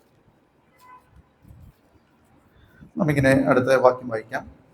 ആ, ആ, ഞാൻ പറഞ്ഞ ഈ രക്ഷയ്ക്കായിട്ടുള്ള വിശ്വാസം എല്ലാവർക്കും ഒരുപോലെയാണ്. അത് പത്രോസ് അപ്പോസ്തല പ്രവൃത്തി എഴുതുന്ന അപ്പോസ്തല പ്രവൃത്തി 15-ാം അധ്യായത്തിൽ അത് പറയുന്നുണ്ട്. അവിടെ ഒരു കൺഫ്യൂഷൻ ഉണ്ടായിട്ടുണ്ട്. നമുക്ക് ലഭിച്ച പോലെയുള്ള വിശ്വാസം ജാതികൾക്കും ലഭിച്ചു എന്ന് പറയുമ്പോൾ അവിടെ ഒരു യെരുശലേം കൗൺസിൽ കൂടി, യെരുശലേം സഭ ഒരു കൗൺസിൽ കൂടെ കൂടി അവിടെ ചില ഡിസ്കഷൻ നടത്തുമ്പോൾ പത്രോസ് പറയുകയാണ്, നമുക്ക് ലഭിച്ചതുപോലെയുള്ള അതേ വിശ്വാസമാണ് ഈ ജാതികൾക്കും ലഭിച്ചത് എന്ന് പറഞ്ഞ് പത്രോസ് അവിടെ തന്നെ സമർത്ഥിക്കുന്നുണ്ട്. ഇനി അതിൻ്റെ 1-ാം വാക്യത്തിൽ തന്നെ പറയുന്നുണ്ട്, ഞങ്ങൾക്ക് ലഭിച്ചതുപോലെ അതേ വിലയേറിയ വിശ്വാസം ലഭിച്ചവർക്ക്. അപ്പോൾ വിശ്വാസത്തെ എങ്ങനെയാണ് കാണുന്നത്? വിലയേറിയ വിശ്വാസം. എന്തുകൊണ്ടാണ് why it is so precious? എന്തുകൊണ്ടാണ് അത്ര വിലയേറിയതായിട്ട് പത്രോസ് അതിനെ കാണുന്നത്? എന്തുകൊണ്ടാണ്? ബിക്കോസ് അത് ദൈവത്തിൽ നിന്നുള്ളത്. വിശ്വാസം നമ്മുടെ ആരെങ്കിലും ആണോ? അല്ല. അതിന് പറയാൻ പറ്റിയ വാക്യം വല്ലതും ഉണ്ടോ? കൃപയല്ലോ നിങ്ങൾ വിശ്വാസമല്ല രക്ഷപ്പെട്ടിരിക്കുക, അതിന് നിങ്ങൾ കാരണമല്ല, ദൈവത്തിന്റെ ദാനമത്രയായിരുന്നു. അപ്പൊ ദൈവം ദാനമായിട്ട് തന്ന വിശ്വാസമായതുകൊണ്ട് ഇറ്റ് ഇസ് സോ പ്രീഷ്യസ്. അത് മനസ്സിലാക്കിക്കൊണ്ടാണ് പത്രോസ് ഇവിടെ പറയുന്നത് വിലയേറിയ വിശ്വാസം ലഭിച്ചവർക്ക് എന്ന്. മാത്രമല്ല ഈ വിശ്വാസത്തോടൊപ്പം നമുക്ക് 2-3 കാര്യങ്ങൾ കൂടെ ദൈവത്തിൽ നിന്ന് മാത്രം ലഭിക്കുന്ന കാര്യങ്ങളെ കുറിച്ച് അവിടെ പറയുന്നുണ്ട്. 1 നീതി, 2 സമാധാനം, 3 കൃപ. 1-ാം വാക്യത്തിൽ കാണുന്നത് യേശുക്രിസ്തുവിന്റെ നീതിയാൽ എന്ന് കാണുന്നുണ്ട്. 2-ാം വാക്യത്തിൽ പറയുന്നത് നിങ്ങൾക്ക് കൃപയും സമാധാനവും വർദ്ധിക്കുമാറാകട്ടെ. അപ്പോൾ ഇതൊരു ആശീർവാദം കൂടിയാണ്. ഒരു ഒരു ഒരു സല്യൂട്ടേഷൻ, ഒരു വന്ദനം പറയുമ്പോൾ തന്നെ ദൈവത്തിൽ നിന്നുള്ള 3 കാര്യങ്ങൾ നിങ്ങൾക്കുണ്ടാകട്ടെ എന്ന് പറയുന്നത് ഇത് വേറെ ആരിൽ നിന്നും നമുക്ക് ലഭിക്കാത്ത ഒരു കാര്യമാണ്. കൃപ വേറെ ആരിൽ നിന്നും നമുക്ക് ലഭിക്കില്ല. സമാധാനം, ഭർത്താവ് പറഞ്ഞു ഞാൻ എൻ്റെ സമാധാനം ഞങ്ങൾക്ക് തന്നിട്ടുണ്ട്. അതുപോലുള്ള സമാധാനം ആർക്കും തരുവാനായിട്ട് സാധിക്കില്ല. മറ്റൊന്ന് വിശ്വാസം.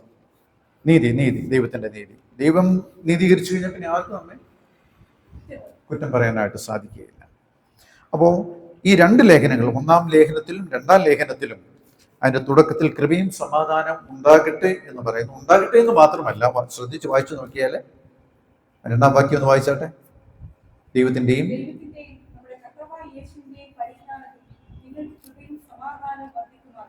ഉണ്ടാകട്ടെ എന്നല്ല, വർദ്ധിക്കുമാറാകട്ടെ എന്നല്ല. കൃപയും സമാധാനം നമുക്കുണ്ട്, ഓൾറെഡി ഇറ്റ് ഈസ് ഗിവൺ. എന്നാൽ അത് വർദ്ധിക്കണം. അപ്പോൾ ഈ ലേഖനത്തിന്റെ ഒരു ഉദ്ദേശം കൂടെ നമുക്കിവിടെ കാണുവാനായിട്ട് സാധിക്കുന്നുണ്ട്. വിശ്വാസം, കൃപ, പരിജ്ഞാനം, പിന്നെ സമാധാനം. ഇതെല്ലാം ദൈവത്തിൽ നിന്ന് നമുക്ക് ലഭിക്കുന്ന കാര്യങ്ങളാണ്. ഞാൻ പറഞ്ഞല്ലോ, വിശ്വാസം കൂടെ ഇറ്റ്സ് നോട്ട് അവേഴ്സ്, നമ്മുടെ അല്ല, ആ ദൈവത്തിൽ നിന്ന് ലഭിക്കുന്ന ദാനമാകുന്നു. അത് ഇൻക്ലൂഡ് ചെയ്യാൻ ഒരു പ്രയാസമില്ല. ഇനി 3-ഉം 4-ഉം വാക്യങ്ങൾ നമുക്ക് ചിന്തിച്ച പരിജ്ഞാനം, ദൈവത്തിന്റെ പരിജ്ഞാനം. ഇപ്പൊ നമ്മുടെ ഈ മീറ്റിംഗ് ആരംഭിക്കുന്ന തോമസവരം പറയണ്ടായി, ജ്ഞാനം, പരിജ്ഞാനം, അറിവ്, ഇതൊക്കെ എന്താണ്? ജ്ഞാനം എന്ന് പറയുന്നത്, അറിവെന്ന് പറയുന്നത്, പരിജ്ഞാനം, 3 പല ഇന്റർചേഞ്ചബിളി അത് വേദപുസ്തകത്തിൽ ഉപയോഗിച്ചിട്ടുണ്ട്. അറിവെന്ന് പറയുന്നത് നോളജ്, ജ്ഞാനം എന്ന് പറയുന്നത് കൈകാര്യം ചെയ്യുവാനുള്ള കഴിവ്. ഇപ്പം നമുക്ക് നോളജ് ഉണ്ട്, പല കാര്യങ്ങളും നോളജ് ഉണ്ട്. അത് നമ്മുടെ പ്രാക്ടിക്കൽ ലൈഫിലോട്ട് കൈകാര്യം ചെയ്യുന്നതാണ് ജ്ഞാനം എന്ന് പറയുന്നത്. പരിജ്ഞാനം എന്ന് പറയാൻ ഞാൻ മനസ്സിലാക്കുന്നത് ഉപരിജ്ഞാനം എന്നാണ്. ദൈവത്തെക്കുറിച്ചുള്ള ജ്ഞാനം, കർത്താവിനെ കുറിച്ചുള്ള ജ്ഞാനം. ഇവിടെ ഈ പരിജ്ഞാനം നമുക്ക് നൽകുന്ന പല കാര്യങ്ങളുണ്ട്. പരിജ്ഞാനത്താൽ നമുക്ക് എന്ത് കിട്ടട്ടെ എന്നാണ് പറയുന്നത്? 3-ഉം 4-ഉം വാക്യങ്ങൾ. തൻ്റെ മഹത്വത്താലും വീര്യത്താലും നമ്മെ വിളിച്ചവന്റെ പരിജ്ഞാനത്താൽ അവന്റെ ദിവ്യശക്തി ജീവനും ഭക്തിക്കും വേണ്ടിയതൊക്കെയും തന്നിരിക്കുന്നു. പിന്നെ അടുത്ത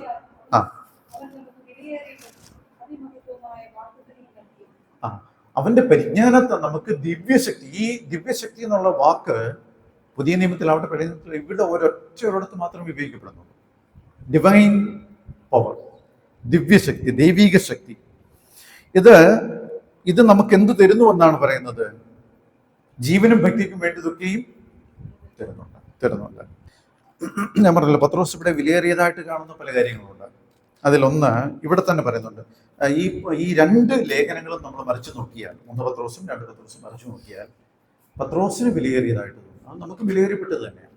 പത്രോസ് വിലയേറിയായിട്ട് പറയുന്ന ഒന്നാമത്തെ കാര്യം വിശ്വാസത്തിന്റെ പരിശോധന വിലയേറിയതാണ്. വിശ്വാസത്തിന്റെ പരിശോധന. 2, വിലയേറിയ കല്ലുകൾ.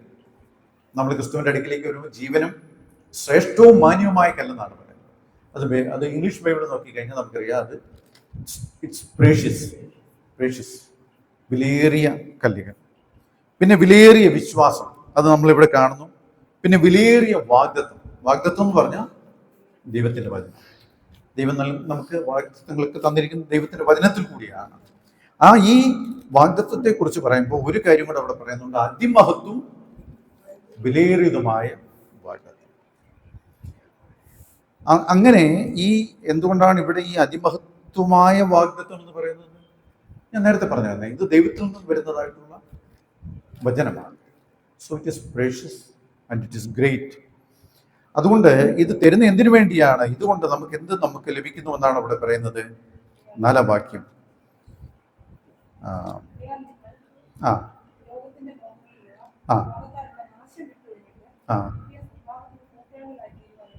ഇതൊക്കെ തന്നിരിക്കുന്ന എന്തിനു വേണ്ടിയാണ്? ദൈവത്തിന്റെ ദിവ്യ സ്വഭാവത്തോട് കൂട്ടാളികളാക്കി. ഇതെല്ലാം നമ്മൾ പഠിച്ചിട്ട് നമ്മൾ നമ്മുടെ രീതിയിൽ ജീവിക്കുന്നു, അല്ലെങ്കിൽ നമ്മൾ നമ്മുടെ വഴി ദൈവത്തിന്റെ ദൈവത്തിൽ. അങ്ങനെയല്ല. ഈ ജീവനും ഭക്തിക്കും വേണ്ടിയതൊക്കെയും നമുക്ക് തരികയും അതോടൊപ്പം തന്നെ ഈ വാഗ്ദത്തമാകുന്ന വചനം നമുക്ക് തരികയും ചെയ്തത് എന്തിനു വേണ്ടിയാണ്? ദൈവത്തിന്റെ ദിവ്യ സ്വഭാവത്തോട് അനുരൂപപ്പെടുവാൻ, കൂട്ടാളികളായി തീരുവാൻ. അതുകൊണ്ടാണ് നാം ഈ കാര്യങ്ങൾക്കൊക്കെ ഇത്ര വില കൊടുക്കുന്നത്. എന്തുകൊണ്ട് നമ്മളിങ്ങനെ ബൈബിൾ ക്ലാസ് നടത്തുന്നത്? നമ്മൾ BTH എടുക്കുക എന്നുള്ളത് മാത്രമല്ല, നാം ദൈവത്തിന്റെ ഓരോ വചനം പഠിച്ചു കഴിയുമ്പോഴും ദൈവത്തിന്റെ സ്വഭാവത്തോട് അനുരൂപപ്പെടുകയാണ്. അങ്ങനെ ഒരു അനുരൂപപ്പെടൽ സാധിക്കുന്നില്ല എങ്കിൽ നമ്മൾ എന്ത് ചെയ്താലും whatever we learn, whatever we study, whatever we practise, അതെല്ലാം പ്രയോജനമില്ല. അതുകൊണ്ടാണ് പത്രോസ് ഈ കാര്യങ്ങൾക്ക് വലിയ വില കൊടുത്തുകൊണ്ട് പറയുന്നത്. All scriptures are given by the inspiration of God. എല്ലാ തിരുവെഴുത്തും ദൈവശ്വാസീയമാണെന്നാണ് നമ്മൾ പഠിക്കുന്നത്. ഇന്ന് ലോകത്തിൽ ഏറ്റവും അധികം വിറ്റഴിക്കപ്പെടുന്ന പുസ്തകം ഏതാണെന്ന് അറിയാം? ബൈബിൾ. ഗൂഗിളിൽ നിങ്ങൾ സെർച്ച് ചെയ്താൽ അറിയാം. 1995 വരെയുള്ള കണക്കെടുത്ത് കഴിഞ്ഞാൽ ഏകദേശം 6 ബില്യൺ എന്ന് പറഞ്ഞാൽ 600 കോടി ദൈവത്തിന്റെ വചനം വിറ്റുപോയിട്ടുണ്ട്. ഇത് നോട്ട് അബൌട്ട് അതിന്റെ ബിസിനസ് വശങ്ങളെ കുറിച്ചല്ല ഈ പറയുന്നത്. അത്രയ്ക്കും ഈ ലോകത്തിൽ ഇത്രയും വിലയേറിയ ഒരു പുസ്തകം വേറെയില്ല. അത്രയ്ക്കും വിറ്റുപോയിട്ടുള്ള ഒരു പുസ്തകമാണ്. ഈ വചനം നമ്മെ ദൈവത്തോട് അടുപ്പിക്കുന്നു, ദൈവത്തിന്റെ സ്വഭാവത്തോട് എന്ത് ചെയ്യുന്നു? കൂട്ടാളികളായി, ദിവ്യ സ്വഭാവത്തോട് കൂട്ടാളികളായി തീരുവാൻ നമുക്ക് അതുകൊണ്ട് ഇടയായി തീരുന്നു. ഇത് നമ്മെ വളരുമാറാക്കുന്നു. ഈ വചനം നമ്മെ വളരുമാറാക്കും. പത്രോസിനെ കുറിച്ച് പറയുന്നത് നമ്മൾ വളരണമെങ്കിൽ എന്ത് കുടിക്കണമെന്നാണ്? മായമില്ലാത്ത പാല്. വചനമെന്ന മായമില്ലാത്ത പാല്. അപ്പൊ അതാണ് പത്രോസിന്റെ ജീവിതത്തിൽ പത്രോസ് അനുഭവിച്ചതായിട്ടുള്ള കാര്യങ്ങളാണ്. പത്രോസ് ഒരു പ്രാവശ്യം കർത്താവ് ചോദിക്കും, നിങ്ങൾക്കും പൊയ്ക്കൊള്ളുവാൻ മനസ്സുണ്ടോ എന്ന് പറയുമ്പോൾ പത്രോസ് പറയുന്നു, എന്താ പറയുന്നത്? നിത്യജീവന്റെ വചനങ്ങൾ നിന്റെ പക്കലേ ഉള്ളൂ, വേറെ എവിടെ ഞാൻ പോകും? ഞങ്ങൾ എങ്ങോട്ട് പോകും? അപ്പൊ നിത്യജീവന്റെ വചനമാണ്, വളരുവാനായിട്ടുള്ള പാലാണ് ദൈവത്തിന്റെ വചനം എന്ന് പത്രോസിന് വളരെ നന്നായിട്ട്. നമുക്കൊരു കുഞ്ഞ് ജനിക്കുമ്പോൾ നമുക്കുള്ള പോലെ എല്ലാ അവയവങ്ങളും, ഒരു നോർമൽ കുഞ്ഞാണെങ്കിൽ എല്ലാ അവയവം, കയ്യ്, കാല്, കണ്ണ്, മൂക്ക്, എല്ലാ അവയവങ്ങളും ഉണ്ടെങ്കിലും അവൻ വളർന്നെങ്കിൽ മാത്രമേ ഈ കയ്യും കാലും ഒക്കെ ഉപയോഗിക്കുവാനായിട്ട് സാധിക്കുകയുള്ളൂ. അപ്പൊ നമ്മള് കർത്താവിന്റെ കുടുംബത്തിലേക്ക് രക്ഷിക്കപ്പെടുന്നതിൽ കൂടെ നമ്മൾ വീണ്ടും ജനിക്കുന്നുവെങ്കിലും വളരാതിരിക്കുന്നിടത്തോളം കാലം നമുക്ക് ദൈവരാജ്യത്തിന് അവകാശികളാണെന്ന് പറയാം. പക്ഷെ വളരും തോറും കർത്താവിന് വേണ്ടി, ദൈവത്തിന് വേണ്ടി പ്രയോജനപ്പെടുവാനായിട്ട് നമുക്ക് സാധിക്കും. അതുകൊണ്ടാണ് ഈ വചനമൊക്കെയും നമ്മൾ പഠിക്കണം എന്ന് കൂടെ പറയുന്നത്. ഇനി 5-ാം വാക്യം മുതൽ 7-ാം വാക്യം വരെയുള്ള ഭാഗത്ത് നമുക്ക് ലഭിച്ച വിശ്വാസത്തോട് കൂട്ടിച്ചേർക്കേണ്ട ചില കാര്യങ്ങളെ കുറിച്ച് പറയാനുണ്ട്. എന്തൊക്കെയാ?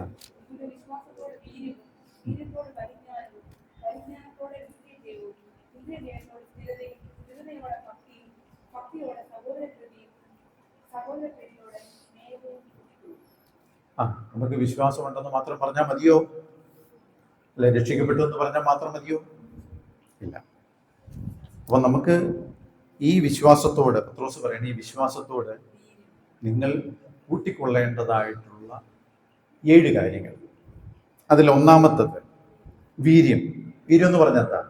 നമ്മൾ ചില സഭകളിലൊക്കെ ആരാധന കഴിഞ്ഞാൽ ഉടനെ ചില വീര്യങ്ങൾ കാണാം, വീര്യപ്രവൃത്തി അല്ലേ?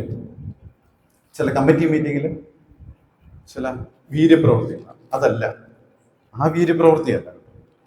ഇവിടെ വീര്യം എന്ന് പറയുന്നത് മോറൽ എക്സലൻസ്. ഒരു ടൂള്, അപ്പോൾ നമ്മുടെ കയ്യിൽ ഒരു ടൂൾ ഉണ്ടെന്ന് വിചാരിക്കുക. ആ ടൂള് എന്തിനു വേണ്ടി ഉണ്ടാക്കിയിരിക്കുന്നുവോ അത് ആ രീതിയിൽ അത് പ്രവർത്തിക്കുന്നുവെങ്കിൽ നമുക്ക് പറയാൻ സാധിക്കും ഇറ്റ്സ് ആൻ എക്സലന്റ്. ഒന്ന് നോൺ ഫോമും ഒന്ന് വേർബുമാണ്. അപ്പോൾ വീര്യം എന്ന് പറയുന്നത് മോറൽ എക്സലൻസ്, നമ്മുടെ ധാർമ്മികമായിട്ടുള്ള എക്സലൻസ് വിശ്വാസത്തോടൊപ്പം ചേർത്ത് വെക്കണം. രണ്ടാമതായിട്ട് പരിജ്ഞാനം, ദി പ്രാക്ടിക്കൽ നോളജ്. വിശ്വാസത്തോടൊപ്പം നമുക്ക് പ്രാക്ടിക്കൽ നോളജ് ഇല്ലെങ്കിൽ, അല്ലെങ്കിൽ പ്രാക്ടിക്കലായിട്ട് നമ്മളത് കാണിക്കുന്നില്ലെങ്കിൽ ആ വിശ്വാസത്തെക്കുറിച്ച് യാക്കോബ് പറയുന്നത് ഇറ്റ്സ് ഡെഡ് ഫെയ്ത്ത്, നിർജീവമായിട്ടുള്ള വിശ്വാസമായിരുന്നു. അപ്പോൾ നമ്മുടെ വിശ്വാസത്തോടൊപ്പം ഈ പ്രാക്ടിക്കലായിട്ടുള്ള കാര്യങ്ങൾ അല്ലെങ്കിൽ പ്രാക്ടിക്കൽ നോളജ്, പരിജ്ഞാനം അതിൻ്റെ കൂടെ ചേർക്കണം. മൂന്നാമതായിട്ട് പറയുന്നത് എന്തുവാ? ഇന്ദ്രിയജയം. പരിജ്ഞാനത്തോടൊപ്പം ചേർക്കേണ്ട ഇന്ദ്രിയം. ഇത് പലരും പരാജയപ്പെട്ടു പോയൊരു കാര്യമാണ്. ഏതൊക്കെ ഇന്ദ്രിയങ്ങൾ ഏതൊക്കെയാണ്? പഞ്ചേന്ദ്രിയങ്ങൾ: കണ്ണ്, മൂക്ക്, നാക്ക്, ത്വക്ക്, ചെവി. അപ്പൊ ഇതിന്റെ മേലുള്ള ഒരു വിജയം നമുക്ക് ആവശ്യമാണ്. അപ്പൊ ഈ ഇന്ദ്രിയജയം അല്ലെങ്കിൽ സെൽഫ് കൺട്രോൾ, നമ്മൾക്ക് പലപ്പോഴും ആൾക്കാർ നമ്മളെ കൺട്രോൾ ചെയ്യുന്നതിന് പകരം അടുത്തിരിക്കുന്നവരെ കൺട്രോൾ ചെയ്യാം. ഇന്ദ്രിയജയം, അത് പറയരുത്, ഇത് പറയരുത്, അങ്ങോട്ട് നോക്കരുത്, ഇങ്ങോട്ട് നോക്കരുത്. പക്ഷെ ഇവിടെ പത്രോസ് പറയുന്നത് നിങ്ങളുടെ വിശ്വാസത്തോടൊപ്പം ചേർക്കേണ്ട ഒരു കാര്യമാണ് ഇന്ദ്രിയജയം. പലപ്പോഴും പരാജയപ്പെട്ടു പോകുന്ന ഒരു കാര്യമാണ്. ഇത് നമുക്കുള്ളിൽ തന്നെ ഉണ്ടാകേണ്ട ഒരു കാര്യമാണ്. ആത്മാവിന്റെ ഫലങ്ങളെ കുറിച്ച് പൗലോസ് പറയുമ്പോൾ അതിൽ പെട്ട ഒന്നാണ് ഇന്ദ്രിയജയം. അതുപോലെ ഇത് വിതിൻ അവേഴ്സ്, നമ്മുടെ ഉള്ളിൽ നിന്ന് തന്നെ ഉണ്ടാകേണ്ട ഒരു കാര്യമാണ് ഇന്ദ്രിയജയം എന്ന് പറയുന്നത്. നമുക്ക് വേറൊരാൾ വെളിയിൽ നിന്ന് വന്ന് നമ്മളെ നിങ്ങളുടെ കണ്ണടക്കി അങ്ങോട്ട് നോക്കി ഇങ്ങോട്ട് പറയാൻ സാധിക്കുകയില്ല. നമ്മൾ തന്നെ അതിൻ്റെ മേലൊരു വിജയം നേടണം. അതുപോലെ സ്ഥിരത എന്ന് പറഞ്ഞാൽ ഇറ്റ് ഈസ് ഫ്രം ഔട്ട്സൈഡ്. നമുക്ക് ഔട്ട്സൈഡിൽ നിന്ന് പല പ്രോബ്ലംസ് ഉണ്ടാകും, പല എതിർപ്പുകളുണ്ടാകും, പല പല പീഡനങ്ങളുണ്ടാകും. ഇങ്ങനെയുള്ള സമയത്ത് നാം ഉറച്ചു നിൽക്കുന്ന ഒരു കാര്യമാണ് സ്ഥിരത എന്ന് പറയുന്നത്. ഇതും നമ്മുടെ വിശ്വാസത്തോടൊപ്പം ചേർക്കേണ്ട ഒരു കാര്യമാണ്. പിന്നീട് പറയുന്നത് സഹോദര പ്രീതി. ഭക്തി കഴിഞ്ഞിട്ട് ഭക്തി നമുക്കറിയാലോ ഭക്തി എന്താണെന്നുള്ളത്. സഹോദര പ്രീതി, ബ്രദർലി കൈൻഡ്നസ്, സഹോദര സ്നേഹവും സഹോദര പ്രീതിയുമുണ്ട്. ഇപ്പൊ ഇവിടെ പറയുന്നത് സഹോദര പ്രീതി, തൊട്ട് താഴെ പറയുന്നുണ്ട് സ്നേഹം. അവസാനമായിട്ട് വിശ്വാസത്തോട് ചേർത്ത് പറയേണ്ടതായിട്ടുള്ള ഒരു കാര്യമാണ് സ്നേഹം. ഇത് അവസാനം പറഞ്ഞിരിക്കുന്നതേ ഉള്ളൂ. ഇപ്പൊ നമ്മൾ വിചാരിക്കുക, നമ്മളൊരു വിശ്വാസം, ഞാനൊരു വിശ്വാസമാണെങ്കിൽ ഓരോ ഷർട്ട് പോലെ, ഇപ്പം ഞാൻ ആദ്യം വീര്യം എന്ന് പറയുന്ന ഒരു ഷർട്ട് എടുത്തിരുന്നു, പിന്നെ പരിജ്ഞാനം എന്ന് പറയുന്ന ഷർട്ട് എടുത്തിരുന്നു. പക്ഷെ അവസാനം ഇടുന്ന ഷർട്ട് ഏതാണെന്നറിയാമോ? സ്നേഹം. പത്രോസ് എനിക്കൊന്ന് മനഃപൂർവ്വം പറഞ്ഞതാണ്.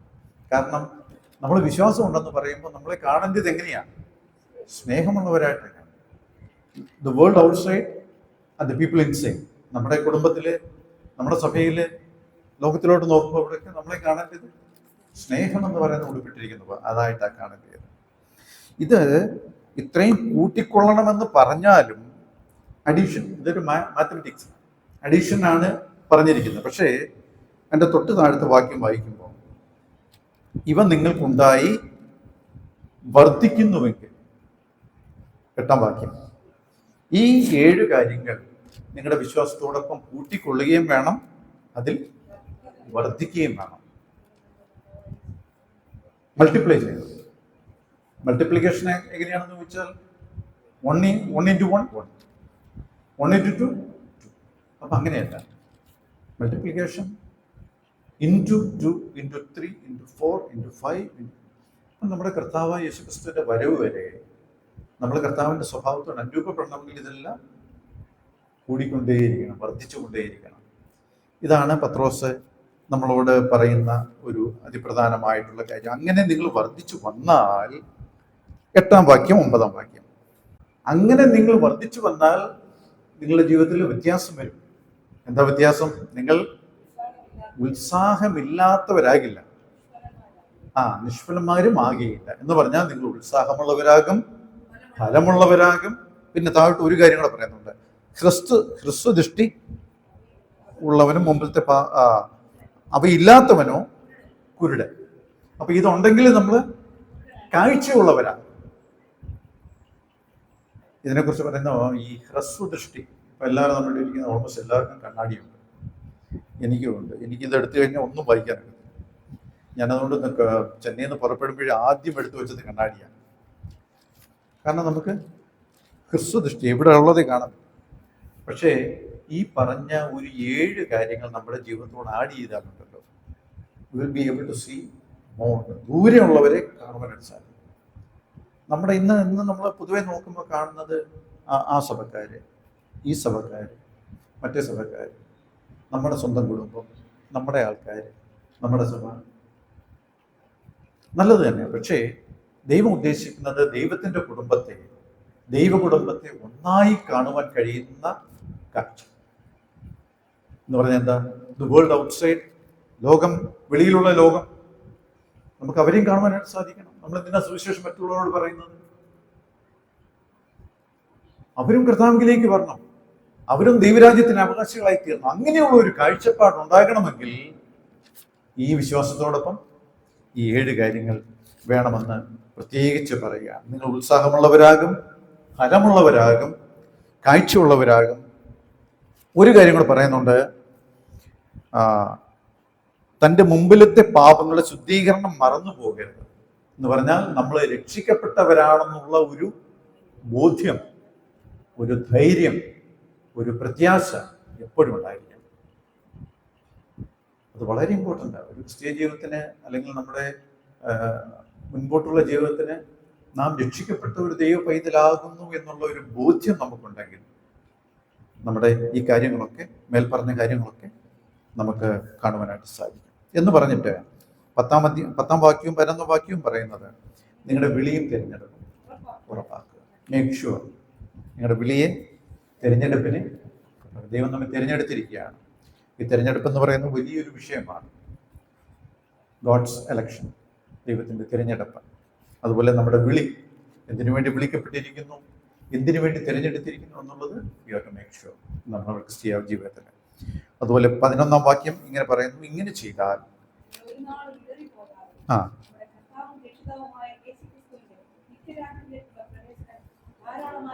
ധാരാളമായി പ്രാപിക്കും. നിത്യരാജ്യത്തിലേക്കുള്ള പ്രവേശനം ധാരാളമായി പ്രാപിക്കും. എന്ന് പറഞ്ഞാൽ എന്താ ധാരാളമായി പ്രാപിക്കുക എന്ന് പറഞ്ഞാൽ? നമ്മൾ വളരെ പെട്ടെന്ന് അങ്ങ് മേലക്കേറി പോകുന്നതാണ് അല്ല.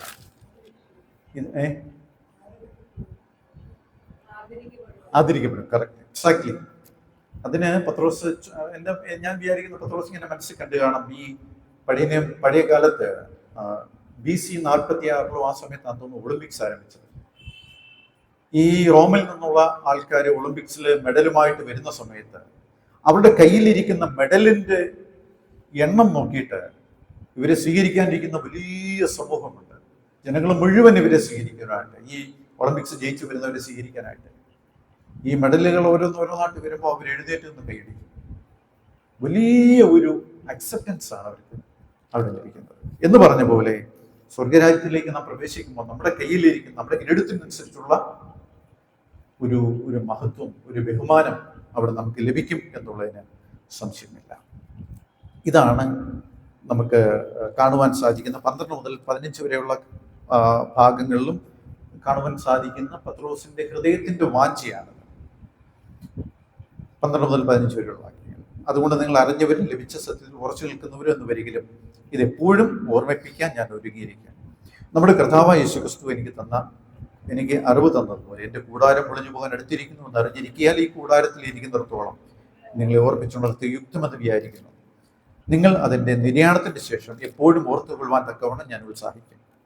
ഞങ്ങൾ നമ്മുടെ കർത്താവായ ക്രിസ്തുവിൻ്റെ ശക്തിയും പ്രതിഷ്ഠതയും നിങ്ങളോട് അറിയിച്ച നിർമ്മിത കഥകളെ പ്രമാണിച്ചിട്ടല്ല. അതെ അതെ, ഇവിടെ പറയുകയാണ്, സഹോദരന്മാരെ വീണ്ടും ഉറപ്പിക്കുക. പത്രോസിന് അറിയാം. പത്രോസ് പറയാണ്, നിങ്ങൾ അറിഞ്ഞവരാണ്, ഉറച്ചു നിൽക്കുന്നവരാണ്, എങ്കിലും വൺ മോർ ടൈം, ഒരു പ്രാവശ്യം കൂടെ ഞാൻ നിങ്ങളെ ഓർമ്മിപ്പിക്കുക. കാരണം എന്താണെന്നറിയാമോ, ഇങ്ങനെ ഉറച്ചു നിന്നവരും ബലവാന്മാരായിട്ടുള്ളവരൊക്കെ ആയിരുന്നു അവിടെ ഉണ്ടായിരുന്നത്. പത്രോസ് തന്നെ, പത്രോസിന്റെ ജീവിതം തന്നെ. പത്രോസ്, കർത്താവ് പറഞ്ഞു, നീ എന്നെ വഴി പോകുന്നതിനുമ്പേ. പത്രോസ് എന്താ പറഞ്ഞതെന്നറിയാമോ? ആരെല്ലാം പോയാലും, ആരെല്ലാം പറഞ്ഞാലും ഞാൻ. ഇത് മനസ്സിൽ വെച്ചുകൊണ്ടാണ് പത്രോസ് പറഞ്ഞത്, നിങ്ങൾ അറിഞ്ഞവരാണ്, ഉറച്ചു നിൽക്കുന്നവരാണ്, എങ്കിലും ഒന്നുകൂടെ ഓർമ്മിപ്പിക്കുകയാണ്. അപ്പൊ കർത്താവ് തന്നെ പത്രോസിനോട് പറയുന്നുണ്ട്, കർത്താവിന്റെ മരണത്തെക്കുറിച്ച് പറയുമ്പോൾ പത്രോസ് വിളിച്ചുകൊണ്ട് പോയി, കർത്താവ് അങ്ങനെ സംഭവിക്കുന്നത്, അങ്ങനെ പറയല് കർത്താവേ എന്ന് പറയുന്നത്. അപ്പൊ കർത്താവ് അവനെ ശാസിക്കുന്നുണ്ട്. എന്നിട്ട് അവനോട് പറയുന്നുണ്ട്, നീ ഒരിക്കൽ തിരിഞ്ഞു വന്നതിന് ശേഷം നിന്റെ സഹോദരന്മാരെ ഉറപ്പിച്ചുകൊള്ളാൻ ഒരു വാക്യമുണ്ട് അതിന്. അപ്പോൾ ഈ വാക്യത്തിൽ കൂടി, ഈ ലേഖനത്തിൽ കൂടി പത്രോസ് ചെയ്യുന്ന മറ്റൊരു കാര്യമാണ് സഹോദരന്മാരെ ഉറപ്പിക്കുക, ധൈര്യപ്പെടുത്തുക, ബലപ്പെടുത്തുക എന്നുള്ളതാണ് അവിടെ നമുക്ക് കാണുവാനായിട്ട് സാധിക്കുന്നത്. മാത്രമല്ല, തൻ്റെ മരണം ആസന്നമായിരിക്കുന്നു എന്ന ചിന്ത ഇത് എഴുതുവാനായിട്ട് പത്രോസിനെ പ്രേരിപ്പിച്ചു. മരണത്തെക്കുറിച്ച് പറയുന്ന രണ്ടുപേരാണ്. ഒന്ന് പൗലോസ് പറയുന്നുണ്ട്, എൻ്റെ നിര്യാണകാലം.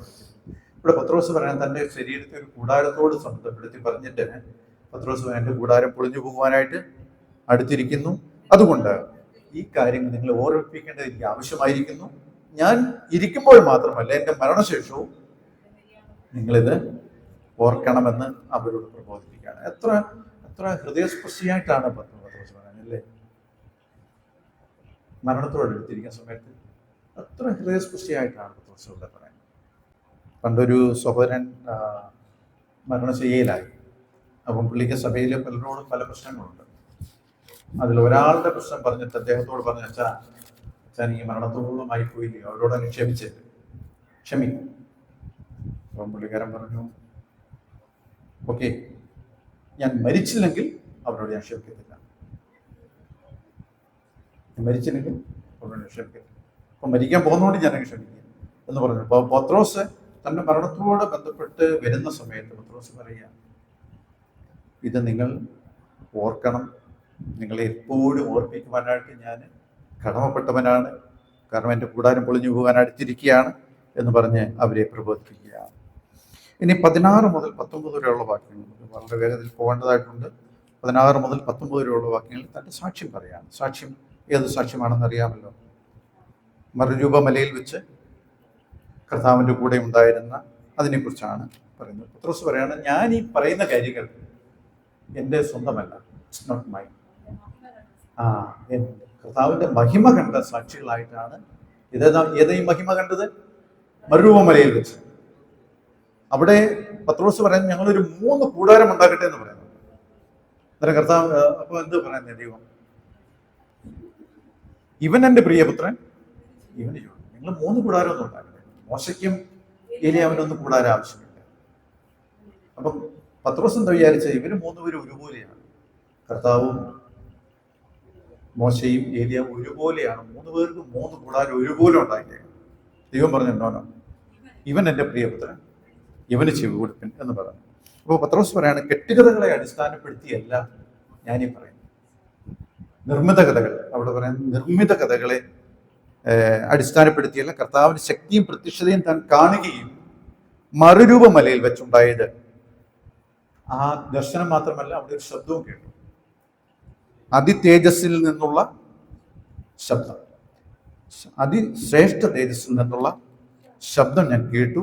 അതിൻ്റെ അടിസ്ഥാനത്തിലാണ് ഞാൻ ഈ ശുശ്രൂഷ ചെയ്യുന്നതെന്ന് വളരെ ധൈര്യത്തോടുകൂടെ പത്രോസ് പറയും. ഇത് പറയുവാനായിട്ടുള്ള ഒരു കാരണം, അടുത്ത അധ്യായങ്ങളിലേക്ക് പോകുമ്പോൾ ഈ ദുരുപദേഷ്ടാക്കന്മാരെ കുറിച്ച് പറയുന്നുണ്ട്. അവരൊക്കെയും അവരുടെ പ്രമാണങ്ങളും അവരുടെ ഉപദേശങ്ങളും സ്ഥാപിക്കുന്നത് ചില കെട്ടുകഥകളെ അടിസ്ഥാനപ്പെടുത്തി. കെട്ടുകഥ. ഏത് ദുരുദ്ദേശങ്ങളുടെ പിന്നിൽ നോക്കിയാലും ചില കഥകളുണ്ട്, കെട്ടുകഥകളുണ്ട്. അതിനെക്കുറിച്ചൊക്കെ നമുക്ക് പിന്നെ പറയാനായിട്ട് സാധിക്കും. എന്നാൽ അങ്ങനെ ഒരു കെട്ടുകഥയുടെ അടിസ്ഥാനത്തിലല്ല, കർത്താവായ യേശു ക്രിസ്തുവിൻ്റെ മഹിമ കണ്ട സാക്ഷികളായിട്ട് ഞാൻ ഇത് പറയുന്നു എന്നാണ് പത്രോസ് പറയുന്നത്. അതിനെക്കുറിച്ച് നമുക്ക് അറിയാവുന്ന കാര്യങ്ങളായതുകൊണ്ട് വേഗത്തിൽ പറഞ്ഞു കൊള്ളുകയാണ്. ഇനി അതിൻ്റെ 20ഉം 21ഉം വാക്യങ്ങളാണ്.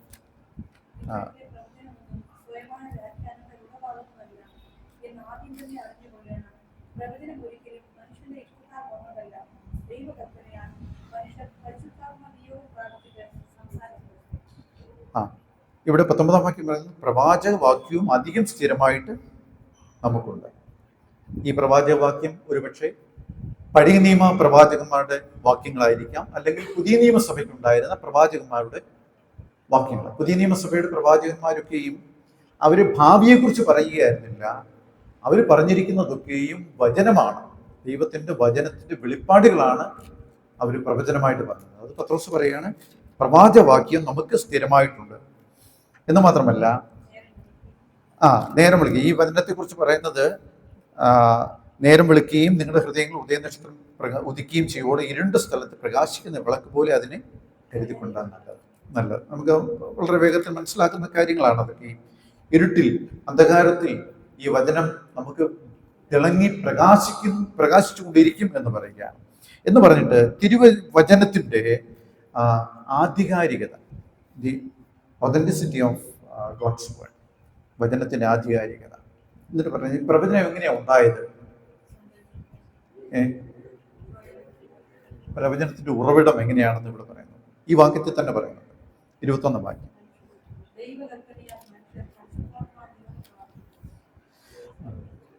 പ്രവചനത്തിന്റെ വ്യവസ്ഥ, അതിൻ്റെ ഉറവിടം എന്ന് പറയുന്നത് ഇതൊക്കെയും മനുഷ്യൻ്റെതല്ല, എന്നാൽ മനുഷ്യരെ കൂടി ദൈവം അതിനുവേണ്ടി ഉപയോഗിച്ചു.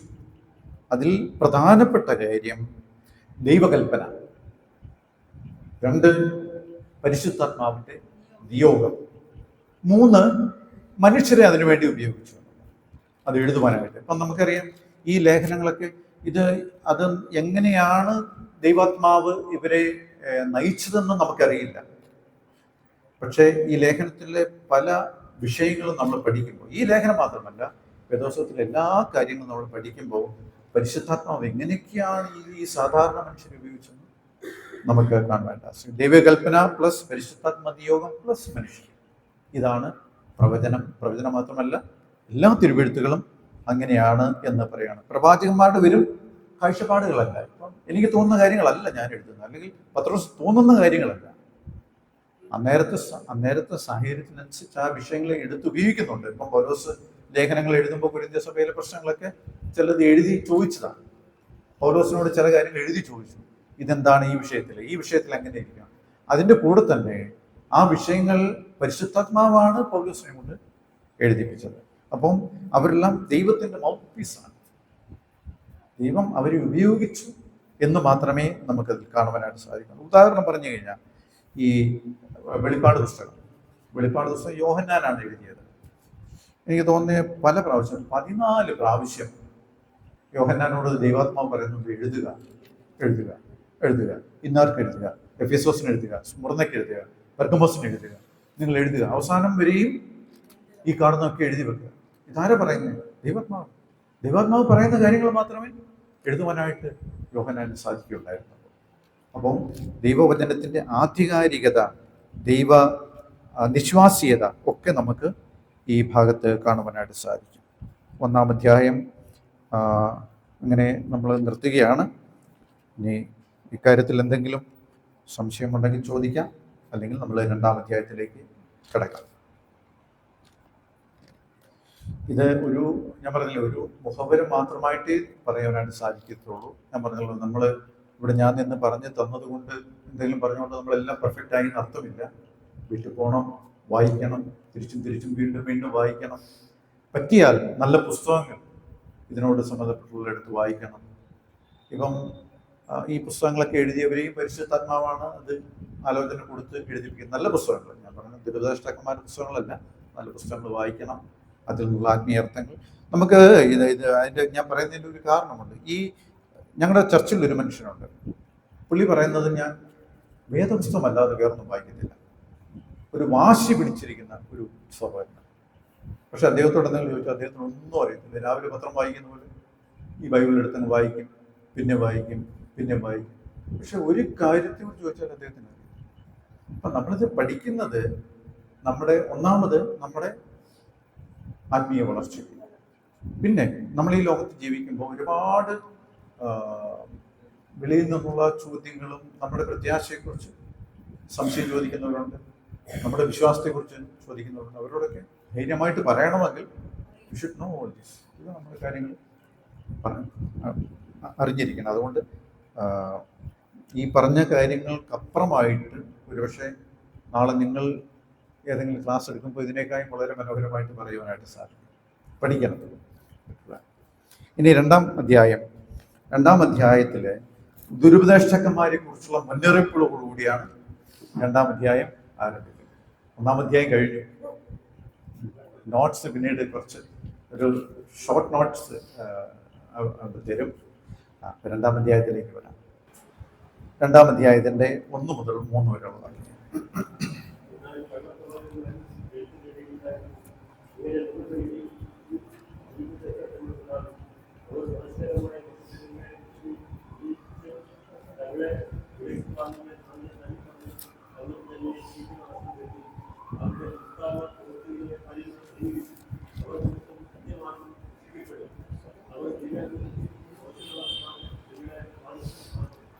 മതി.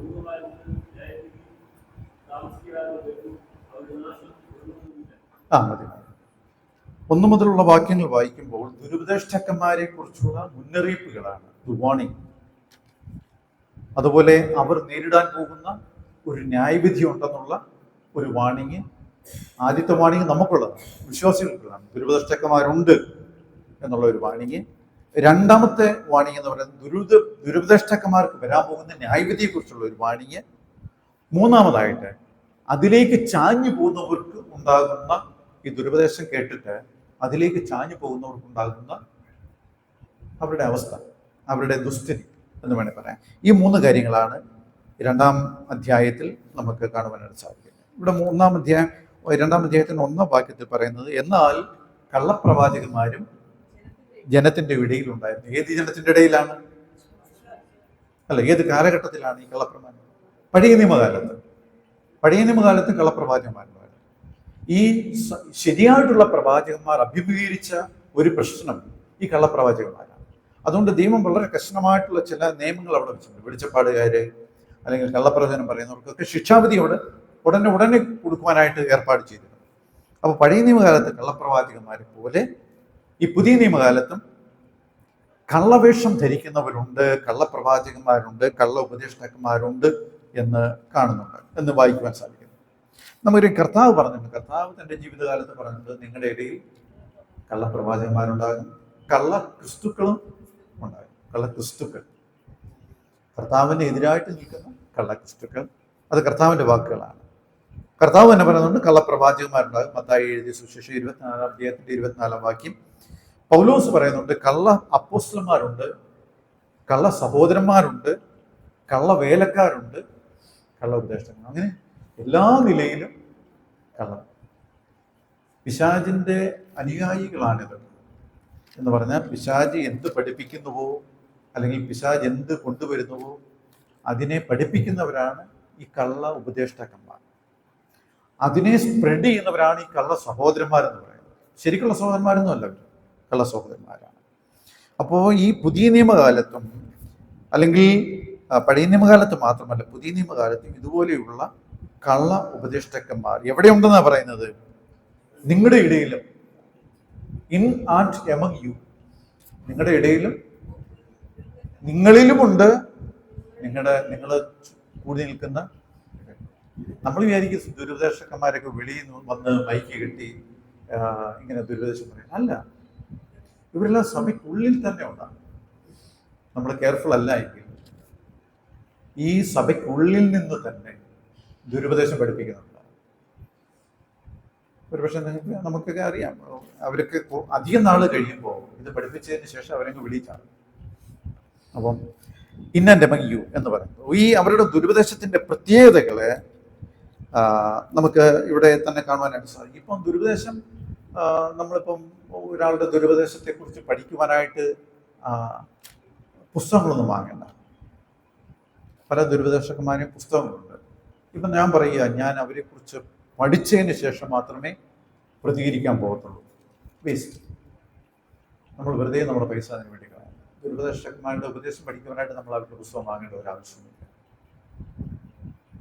നാം എന്ത് ചെയ്യണമെന്ന് ചോദിച്ചാൽ നമ്മൾ സത്യം മനസ്സിലാക്കുക. ഇവിടെ അവരുടെ ഉപദേശത്തിന്റെ പ്രത്യേകതയെക്കുറിച്ച് പറയുന്നത്, ഒന്ന്, അത് ഡെഡ്ലി, നാശകരമായ മതപരി. ഇംഗ്ലീഷിൽ പറഞ്ഞിരിക്കുന്നത് ഡെഡ്ലി അല്ലെങ്കിൽ ഡേഞ്ചറസ് ആയിട്ടുള്ളതാണ്. ഒന്ന്, നാശകരമാണ്. രണ്ട്, കർത്താവിനെ തള്ളിക്കളയുന്നതാണ്. മൂന്ന്, കൗശലമുള്ളതാണ്. കൗശലം. നാല്, സത്യമാർഗത്തെ ദുഷിക്കുന്നതാണ്. ഈ നാല് കാര്യങ്ങൾ എവിടെ കേട്ടാലും, ഏത് സഭയിൽ കേട്ടാലും, ഏത് ഗ്രൂപ്പിൽ കേട്ടാലും നമുക്ക് മനസ്സിലാക്കണം, ഇത് സത്യോപദേശമല്ല, ദുരുപദേശമാണ്. അവരുടെ ഉപദേശത്തിന്റെ പ്രത്യേകത അതാണ്. ഒരു ദേവദാസ് ഇങ്ങനെ പറയുകയുണ്ടായി, false teaching always leads to false living. ഈ തെറ്റായ ഉപദേശം പഠിപ്പിക്കുന്ന ആരെങ്കിലും ശരിയായിട്ട് ജീവിക്കുന്നുണ്ടോ? ഇല്ല. അവർ ഈ ഔട്ട്വേർഡിൽ നമ്മൾ കാണുമ്പോൾ ഒരുപക്ഷെ നല്ലവരായിട്ടൊക്കെ തോന്നുമെങ്കിലും അവരുടെ ഇന്റേണൽ അല്ലെങ്കിൽ അവർക്കുള്ള ജീവിതം എന്ന് പറയുന്നത് ഫോൾസ് ലിവിങ്.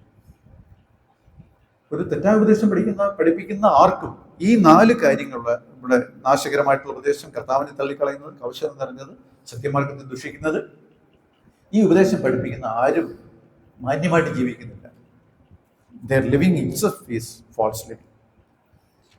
ഇതിനെ അന്വർത്ഥമാക്കുന്ന അല്ലെങ്കിൽ ഈ പറഞ്ഞ അതിനെ അന്വർത്ഥമാക്കുന്ന ജീവിത രീതികളാണ് നമുക്ക് അവരുടെ ജീവിതത്തിൽ കാണുവാനായിട്ട് സാധിക്കുന്നത്. ഇവരെക്കുറിച്ച് പറയുന്നത്, ഈ ദുരുപദേഷ്ടാക്കന്മാരെ കുറിച്ച് പറയുന്നത് ഈ അധ്യായത്തിൽ തന്നെ ഉണ്ട്. അവർ ദുഷ്കാമ പ്രവൃത്തികൾക്ക് അടിമപ്പെട്ടവരാണ്. 2-ാം വാക്യം, 2:2. അവരുടെ ദുഷ്കാമ പ്രവൃത്തികളെ പലരും അനുകരിക്കും. ഇപ്പൊ ഒരു ഉദാഹരണം പറഞ്ഞു കഴിഞ്ഞാൽ, സോതോമിലെ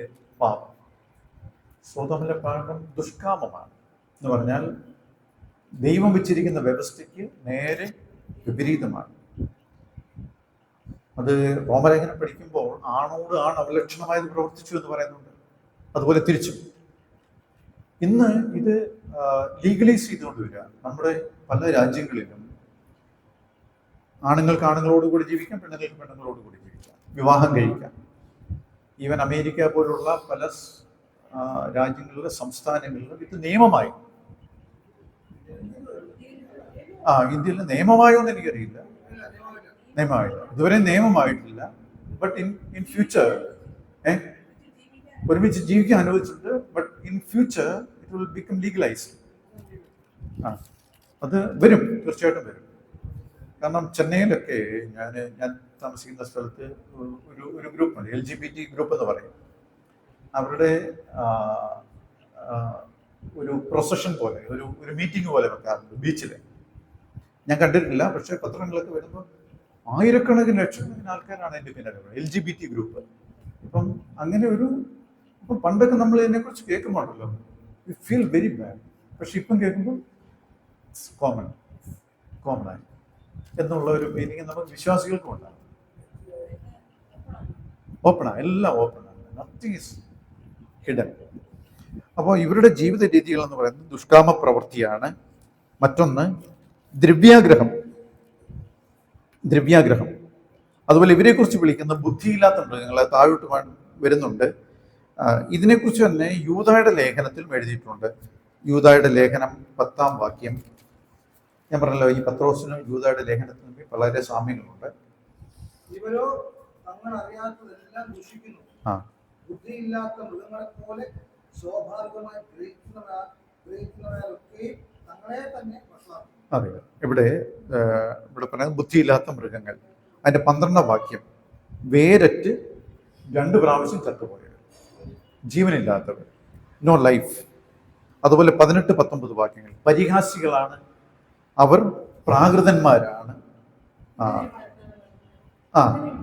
ഭിന്നത ഉണ്ടാക്കുന്നവരാണ്. ഇവരെ കുറിച്ചുള്ള വളരെ വളരെ വലിയ ഒരു ലിസ്റ്റ് തന്നെ യൂദായും പറയുന്നുണ്ട്. കാരണം അക്കാലത്ത് ഇന്നത്തെ പോലെയല്ല, അക്കാലത്ത് ഇത് വളരെയധികമാണ്. കാരണം എഴുതപ്പെട്ട ഇതുപോലെ നമ്മുടെ കയ്യിലിരിക്കുന്ന പോലെ വേദപുസ്തകം അവർക്കില്ല. ഈ ഈ ഈ നിലയിൽ വേദപുസ്തകം തയ്യാറാക്കപ്പെട്ടത് AD ആദ്യ നൂറ്റാണ്ടുകളിലാണ്.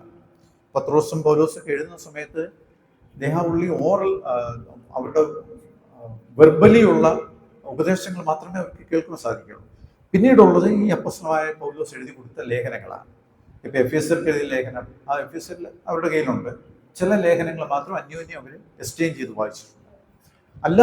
അല്ലാത്ത പക്ഷം എല്ലാം അവർ കേട്ടുള്ള അറിവ് മാത്രമേ ഉള്ളൂ. പക്ഷെ അതുകൊണ്ട് ഇവരെക്കുറിച്ച് വളരെ വലിയ ഒരു വാണിംഗ് ആണ് പത്രോസ് ഇവിടെ കൊടുക്കുന്നത്. ഇനി 4 മുതൽ 9 വരെയുള്ള വാക്യങ്ങളിൽ ഇവർക്ക് വരാൻ പോകുന്ന ന്യായവിധി ഒരു 2-3 ഉദാഹരണങ്ങൾ സഹിതം പറയുന്നുണ്ട്. 2-3 ഉദാഹരണങ്ങൾ അത് അവർക്കുണ്ടാകും.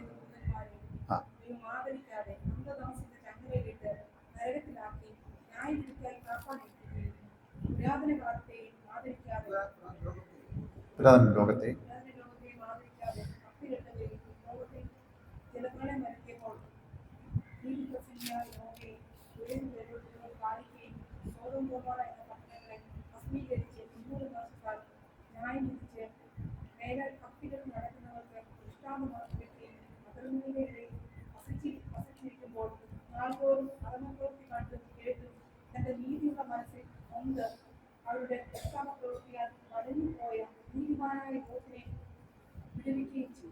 നമുക്ക് ഇപ്പം അങ്ങനെ നിൽക്കട്ടെ. ഇവിടെ പറയുന്ന 3 കൂട്ടം ആൾക്കാർ. ആരൊക്കെയാ? പാപം ചെയ്ത ദൂതന്മാർ, അതൊരു ഗ്രൂപ്പ്. പുരാതന ലോകത്തെ ആദരിക്കാതെ, അതാരുടെ കാര്യം പറയുന്നത്? നോഹയുടെ കാലം. പിന്നെ 3ാമതൊന്നുകൂടെ, സോദോം ഗൊമോറയുടെ കാലം.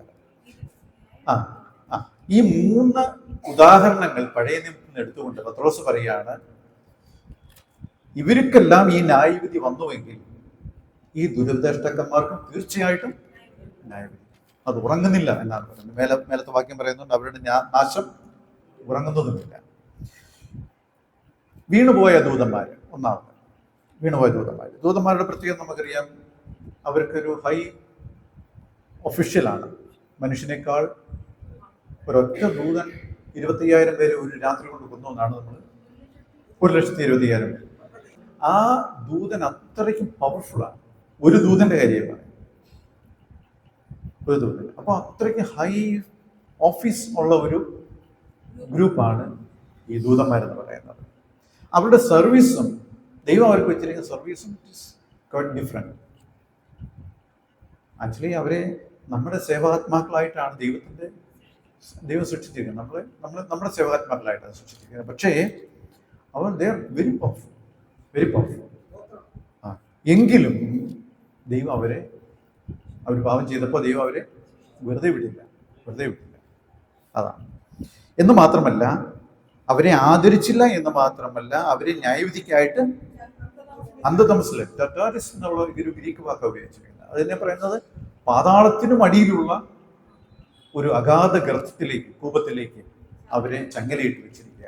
അപ്പൊ അത് നമുക്ക് ഗ്രീക്ക് വാക്ക് അങ്ങനെയാണെങ്കിലും ഇത് എവിടെയാണെന്നോ എങ്ങനെയാണെന്നോ ഒന്നും നമുക്ക് ഇമാജിൻ ചെയ്യാൻ സാധിക്കുകയില്ല. കാരണം അതിനെക്കുറിച്ച് അധിക കാര്യങ്ങളൊന്നും വെളിപ്പെടുത്തപ്പെട്ടിട്ടില്ല. ചിലരൊക്കെ അതിനെക്കുറിച്ച് ഓവറായിട്ട് പറയാറുണ്ട്.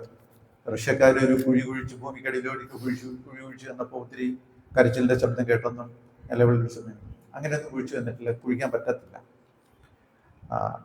അപ്പം ഇവരെ ന്യായവിധിക്കായി സൂക്ഷിക്കുന്നു എന്നാണ്. പാതാളത്തിന് താഴെയുള്ള ഒരു അണ്ടർവേൾഡിൽ ദൈവം അവരെ സൂക്ഷിക്കുന്നു. ഇതിനെക്കുറിച്ച് നമുക്ക് അധികം അറിയാത്തത് കൊണ്ട് so there is no debate or discussion. അതുപോലെ അത് ദൂതന്മാരുടെ കാര്യമാണ്. ഇനി മനുഷ്യന്റെ കാര്യത്തിലേക്ക് വരുമ്പോൾ, മനുഷ്യനെ ദൈവം വളരെ സന്തോഷത്തോടെ ഇഷ്ടത്തോടു കൂടിയാണ് നിർമ്മിച്ചത്, അല്ലേ? ദൈവം നിർമ്മിച്ചത്. പക്ഷേ മനുഷ്യനെയും ദൈവം വെറുതെ വിട്ടില്ല. He did not spare even man. The ancient world എന്നാണ് നമ്മൾ അവിടെ കാണുന്നത്. പുരാതന കാലത്തെയും ദൈവം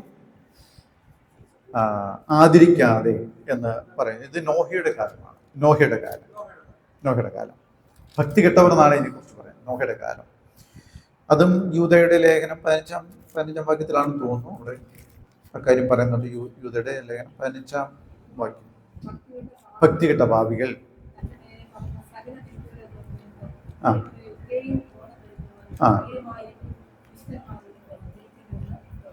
ഇത് ഹാനോക്കിന്റെ പ്രവചന പുസ്തകത്തിൽ നിന്നാണ് പറയുന്നതെന്നാണ് പണ്ഡിതന്മാർ പറഞ്ഞത്. ഹാനോക്കിന്റെ പ്രവചന പുസ്തകം നമ്മുടെ പുസ്തകത്തിലില്ല. പക്ഷെ ഞാൻ ആദ്യം പറഞ്ഞ അപ്പോക്രിഫ പുസ്തകങ്ങളിൽ ഹാനോക്കിന്റെ പ്രവചനമുണ്ട്. അത് നമുക്കത് വിഷയമല്ലാത്തതുകൊണ്ട് അതിലേക്ക് കിടക്കുന്നില്ല. ഇപ്പൊ നോഹയുടെ കാലത്തും ദൈവം താൻ ഇഷ്ടത്തോടെ നിർമ്മിച്ച, താൻ ഇഷ്ടത്തോടെ പരിപാലിച്ച മനുഷ്യനെയും ദൈവം വെറുതെ വിട്ടില്ല. ദൂതന്മാരെ വെറുതെ വിട്ടില്ല, പാപം ചെയ്ത മനുഷ്യന്മാരെയും വെറുതെ വിട്ടില്ല. ദ ഹോൾ എർത്ത്, ആ ഭൂമി മുഴുവൻ ആ ദൈവത്തിന്റെ ന്യായവിധി കൊണ്ട് നിറഞ്ഞു എന്നാണ് നാം വായിക്കുന്നത്. പിന്നീട് നാം വായിക്കുന്നത് സോദോം ഗൊമോറ, അബ്രഹാമിന്റെയും ലോത്തിന്റെയും കാലം. അവിടെ ഒരു ചെറിയ ഒരു സ്ഥലമാണ് ഈ സോദോം ഗോമോറ എന്ന് പറയുന്ന ഒരു ചെറിയ സ്ഥലമാണ്. എന്നാൽ ആദ്യം വരുത്തിയ പ്രളയം എന്ന് പറയുന്നത് കംപ്ലീറ്റ് ഇത് ഭൂമി മുഴുവൻ മൂടുന്ന രീതിയിലാണെങ്കിൽ ഈ സോദോം ഗോമോറയുടെ ആ ചെറിയ സ്ഥലത്ത് ദൈവം അതിനെയും വെറുതെ വിട്ടില്ല. അത് നമുക്കറിയാം അബ്രഹാമിന്റെയും ലോത്തിന്റെയും കാലമാണ്. സോദോം ഗോമോറ ഇപ്പം അതിനെക്കുറിച്ച് പറയുന്നത് ഇപ്പോഴത്തെ ചെങ്കടൽ ഇരിക്കുന്ന സ്ഥലമാണ്. ചാവുകടലിൽ ഇരിക്കുന്ന സ്ഥലമാണ് ഡെഡ് സീ. അതുകൊണ്ട് തന്നെയാണ് അതിനെ ഡെഡ് സീ എന്ന് വിളിക്കുന്നത്. അതിലൊന്നും ഒരു ജീവനുമില്ല, ഒരു വീണ സ്ഥലമാണ്. അവിടെ ഭൂമിക്കടിയിൽ നിന്നും തീയും ഗന്ധകവും പൊക്കിയെന്നും ആ സ്ഥലം താന്നുപോയി എന്നും ആ സ്ഥലം ഏകദേശം സമുദ്രനിരപ്പിൽ നിന്ന് ഒരു 1000 അടി താഴെയാണെന്നും അവിടെ വീഴുന്ന വെള്ളം എങ്ങോട്ടും ഒഴുകി പോകുന്നില്ല എന്നും അവിടെ വലിയ ധാതു നിക്ഷേപങ്ങൾ ഇന്നുണ്ട് എന്ന് പറയപ്പെടുന്നുണ്ട്. അതിനെക്കുറിച്ച് ഞാൻ പിന്നീട് പറയാം. അപ്പൊ ഭൂമി മുഴുവൻ ദൈവത്തിന്റെ ന്യായവിധി വന്നപ്പോൾ ആ പ്രളയത്തിൽ 8 പേർ മാത്രമാണ് രക്ഷപ്പെട്ടത്.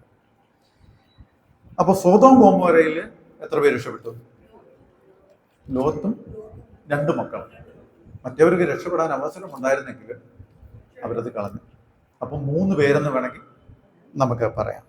ഒരു ചെറിയ ശതമാനം. ഇപ്പൊ നോക്കിയാൽ ഭൂമിയെ മുഴുവൻ വെള്ളം കൊണ്ട് മൂടിയ സമയത്ത് 0.00 അത്രയ്ക്കും ചെറിയ ഒരു ശതമാനം മാത്രമേ നോഹയുടെ കാലത്ത് രക്ഷപ്പെട്ടുള്ളൂ. അതുപോലെ സോദോം ഗോമോരയിലും ഒരു ചെറിയ ശതമാനം മാത്രമേ രക്ഷപ്പെട്ടുള്ളൂ. പക്ഷെ ഇവിടെ പത്രോസ് പറയുകയാണ് ഒരു ചെറിയ ശതമാനത്തെ ദൈവം രക്ഷപ്പെടുത്തുന്നുണ്ട്. നമുക്കറിയാം ലോത്തിന്റെ കാര്യം ഇവിടെ പ്രത്യേകം പറയുന്നുണ്ട്. നോഹ നീതിപ്രസംഗിയാണെന്ന് പറയുന്നുണ്ട്. ലോത്തിനെ കുറിച്ച് പറയുമ്പോൾ വലിഞ്ഞുപോയ നീതിമാൻ എന്ന് പറയുന്നുണ്ട്. അപ്പൊ ലോത്ത് ഇപ്പൊ ന്യായവിധിയെ കുറിച്ച് പറഞ്ഞപ്പോൾ ലോത്ത് സ്വമേധ അങ്ങ് പോയതാണോ? ദൂതന്മാര് പറഞ്ഞു നീ ഇവിടുന്ന് ഓടിപ്പോണം, ന്യായവിധി വരാൻ പോകുന്നു. ഇത് കേട്ടോണ്ടേ ലോത്ത് അങ്ങ് ഓടിപ്പോയതാണോ? അല്ല. ദൂതന്മാര് നമുക്ക് ഇങ്ങനെ വേണം പറയാം, ദൂതന്മാര് പൊക്കിയെടുത്തോണ്ട് പോയതാണ്. പുള്ളിക്ക് പോണമെന്നുമുണ്ട്, ഇരിക്കണമെന്നുമുണ്ട്. ഭാര്യയ്ക്ക് ഇരിക്കണമെന്നായിരുന്നു. ഭാര്യ ഇരിക്കുന്നതുകൊണ്ട് പുള്ളിയും കൂടി ഇരിക്കാന്ന് വിചാരിച്ചു. അപ്പൊ മരുമക്കളോട് പോയി പറഞ്ഞപ്പോൾ അവർക്ക് താല്പര്യമില്ല, അവര് കളിയാക്കി. ഒടുവില് ദൂതൻ കൈ പിടിച്ച് വലിച്ചെടുത്ത് പട്ടണത്തിന് പുറത്തേക്ക് കൊണ്ടുപോവുകയായിരുന്നു എന്നാണ് പറയുന്നത്. ഇപ്പം ലോകത്തിന്റെ നീതിപ്രവൃത്തികളെ പറയാനായിട്ടല്ല ഇവിടെ പത്രോസ് പറയുന്നത്. ലോകത്തൊരു നീതിമാനാണെന്ന് പറയാൻ വേണ്ടിയിട്ടുമല്ല. അങ്ങനെയുള്ള ഒരു നീതിമാനെ ദൈവം ബന്ധപ്പെടുത്തി അവിടുന്ന് രക്ഷിച്ചു കൊണ്ടുപോയി എന്ന് പറയാനായിട്ടാണ്. അപ്പോ ഈ ലോകത്തിനെ കുറിച്ച് പറയുമ്പോൾ അവിടെ പറയുന്നത് ഈ അവരുടെ ദുഷ്കാമ പ്രവൃത്തികളെ വലഞ്ഞുപോയ നീതിമാനായ ലോത്ത് എന്ന് പറഞ്ഞാൽ എന്താ? ഈ സോദോം ഗോമോരയിലേക്ക് ചെന്ന് കഴിഞ്ഞാൽ എവരിബഡി എന്ന് പറഞ്ഞാൽ നമ്മൾ വായിക്കുന്നത് ആപാല വൃത്തം എന്നാണ് പറയുന്നത്. Other than Lot and family, ലോത്തും ലോത്തിന്റെ കുടുംബവും വഴിയെ ബാക്കി എല്ലാവരും ഈ ദുഷ്കാമ പ്രവൃത്തികൾക്ക് അധീനരാണ്. അങ്ങനെ അധീനരായത് കണ്ട് കണ്ട് കണ്ട് വലിഞ്ഞുപോയി എന്നാണ് പറയുന്നത്. വാസ്തവത്തിൽ നമ്മളൊരു ഇതുപോലുള്ള ഒരു പാപം കാണുമ്പോൾ എന്തു ചെയ്യണം? നടുങ്ങണം. തമിഴിൽ പറയും നടുങ്ങണം. ഒരു പാപം. പക്ഷേ ലോകത്തിന് എന്ത് സംഭവിച്ചു? ആ നടുക്കൊക്കെ ആദ്യം ഉണ്ടായിരുന്നെങ്കിൽ പിന്നീട് അങ്ങ് മാറി മാറി ഇത് കണ്ട് കണ്ട് കണ്ട് കണ്ട് പുള്ളി അങ്ങ് വലഞ്ഞു കോമണായി. ഇത് നമ്മുടെ അവസ്ഥ ഏതാ? ഇന്നത്തെ ലോകത്തിന്റെ ശരിയായിട്ടുള്ള ഒരവസ്ഥ ഏതാ? ഞാൻ ആദ്യം പറഞ്ഞല്ലോ, നമ്മൾ ചിലത് കണ്ട് കണ്ട് കണ്ട് കണ്ടങ്ങ് ശീലം. ഉദാഹരണം പറഞ്ഞാൽ, ഞാൻ ചെന്നൈയിലെ ഒരു ദിവസം രാത്രി ഒരു 11 മണിയൊക്കെയാണ് ഒരാളെ എയർപോർട്ടിൽ വിട്ടിട്ട് തിരിച്ചു വരുന്ന സമയത്ത് ഞങ്ങൾ താമസിക്കുന്നതിൻ്റെ അവിടെ നിന്ന് ഒരു 2-3 കിലോമീറ്റർ ദൂരത്തില് രാത്രി ഒരു 11 മണി കഴിഞ്ഞിട്ട് സ്ത്രീകൾ വരിയായിട്ട് നിൽക്കുകയാണ്. ഞാനോർത്ത് രാത്രി എന്തെങ്കിലും വല്ല പ്രോഗ്രാം വല്ലതും ആണ്. എല്ലാവരും ഇങ്ങനെ നിൽക്കുകയാണ്. അപ്പം വാഹനങ്ങളൊക്കെ ആൾക്കാർ വരുന്നു, ഇവരെ കൊണ്ടുപോകുന്നു. അപ്പോഴാണ് എനിക്ക് മനസ്സിലായത്, ഇതിവിടെ ചെന്നൈയിലും ഉണ്ടല്ലോ. ചിമ്മോറൽ വേ ഓഫ് ലൈഫ്.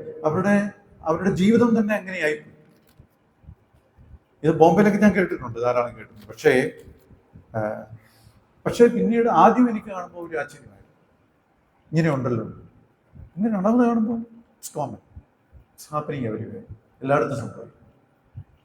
അതുപോലെ ലോകത്തും ഇത് എല്ലാ ദിവസവും കണ്ട് കണ്ട് കണ്ട് ലോകത്തിൽ അങ്ങ് പുള്ളിക്ക് അതിനോട് അനുകൂലം ഉണ്ടെന്നല്ല ഞാൻ പറയുന്നത്. പക്ഷെ അതും കണ്ട് വലഞ്ഞുപോയി. നീതിമാനായ ലോകത്ത് വലഞ്ഞുപോയി. എല്ലാ കാര്യങ്ങളും കുറേ നാൾ കണ്ടു കഴിയുമ്പോൾ നമുക്കത് ശീലമാകും. പിന്നെ അതിനോട് നമുക്കൊരു വലിയൊരു പ്രതികരിക്കുന്നില്ല എന്നുള്ള ഒരു സിറ്റുവേഷൻ വരും. ഇപ്പം നമ്മൾ ഒരു പാപം കാണുമ്പോൾ നമ്മൾ അതിനെക്കുറിച്ച് ഒരു നടുക്കം നമുക്കുണ്ടാകുന്നുവെങ്കിൽ അതാണ് നമ്മൾ രക്ഷിക്കപ്പെട്ടു എന്നുള്ളതിൻ്റെ സൈൻ. നമ്മൾ രക്ഷിക്കപ്പെട്ട ഒരു ദൈവവേദനാന്നുള്ളതിൻ്റെ ഒരു സൈൻ അതാണ്. ഒരു പാപം കാണുമ്പോൾ നമ്മളതിന് നടുങ്ങണം. ഇനി 10-ാം വാക്യം മുതൽ 14-ാം വാക്യം വരെ ഈ ദുരുപദേഷ്ടാക്കന്മാരുടെ വഴിവിട്ട ഒരു ജീവിതത്തെക്കുറിച്ചാണ് കാണുന്നത്. 14-ാം വാക്യം വരെ, 10 മുതൽ 14. അവിടെ നമുക്ക് ബലവും ശക്തിയും ഏറിയ ദൂതന്മാർ കർത്താവിന്റെ സന്നിധിയിൽ അവരുടെ നേരെ ദൂഷണവിധി ഉച്ചരിക്കാതെ ആ ധാർഷ്ട്യമുള്ള തന്നിഷ്ടക്കാർ മഹിമകളെ ദുഷിപ്പാൻ ശങ്കിക്കുന്നില്ല. ജാത്യ പിടിപെട്ട് നശിപ്പാൻ പിറന്ന ബുദ്ധിയില്ലാത്ത ജന്തുക്കളെ പോലെ അവർ അറിയാത്തതിനെ ദുഷിക്കയാൽ അനീതിയുടെ കൂലി അനുഭവിച്ചുകൊണ്ട് സ്വന്തം വശവസ്ത്രത്താൽ നശിച്ചു പോകും. അവർ താൽക്കാലിക ഭോഗവൃത്തി സുഖമെന്ന് വെച്ച് നിങ്ങളുടെ സ്നേഹസദ്യകളിൽ നിങ്ങളോട് കൂടെ വിരുന്നു കഴിഞ്ഞ് ഉടയ്ക്കുന്ന കറകളും കളങ്കങ്ങളുമാകും. അവർ വ്യഭിചാരിണിയെ കണ്ട് രസിക്കുകയും പാപം കണ്ട് തൃപ്തിപ്പെടാതിരിക്കുകയും ചെയ്യുന്ന കണ്ണുള്ളവരും സ്ഥിരമില്ലാത്ത ലേഖികളെ വശീകരിക്കുന്നവരും ദ്രവ്യാഗ്രഹത്തിൽ അഭ്യാസം തികഞ്ഞ ഹൃദയമുള്ളവരുമായ ശാപയോഗ്യന്മാർ. ഇപ്പൊ കണ്ടില്ലേ, ഇത്രയും വാക്യങ്ങള് ഇവരുടെ ഈ വഴിവിട്ട ജീവിതത്തേക്ക് മാത്രം എടുത്തു കാണിക്കും. ആരുടെയാ? ദുരുപദേഷ്ടാക്കന്മാർ. അവരെ ഫോളോ ചെയ്യുന്നവരുടെ അവരുടെ കൂടെ നടക്കുന്ന എല്ലാവരുടെയും വഴിവിട്ട ജീവിതത്തെക്കുറിച്ച് പറയുന്നത്. ഇവിടെ പറയുന്നത് ദുരുപദേഷ്ടം, അനീതിയുടെ കൂലി അനുഭവിക്കുന്നതാണ്. അനീതിയുടെ കൂലി അനുഭവിക്കുന്നത്. താൽക്കാലികമായിട്ടുള്ള സുഖത്തിൽ സന്തോഷിക്കുന്നത്. 3, എന്തിനേയും ഇവൻ അറിയാത്തതിനെ പോലെ ദുഷിക്കുന്നവർ. 4, പാപം കണ്ട് കൊതി തീരാത്തവർ. ഇത്ര പാപം കണ്ടിട്ട് അവർ കൊതി തീരുന്നത്. അതിന് ഇംഗ്ലീഷ് അതിന് കൊടുത്തിരിക്കുന്ന ശരിക്കുള്ള അതിൻ്റെ ഗ്രീക്കിൽ കൊടുത്തിരിക്കുന്നത് eyes full of an adulteress എന്ന് പറഞ്ഞാൽ ഈ മനുഷ്യന്മാര് ഒരു സഹോദരിയെ കണ്ടാൽ, ഒരു സ്ത്രീയെ കണ്ടാൽ അവരുടെ മനസ്സിലേക്ക് വരുന്ന ചിന്തകൾ വളരെ മോശമാണ്. അതാണ് അതിൻ്റെ ശരിക്കുള്ള ഗ്രീക്കിൽ കൊടുത്തിരിക്കുന്ന മീനിങ്.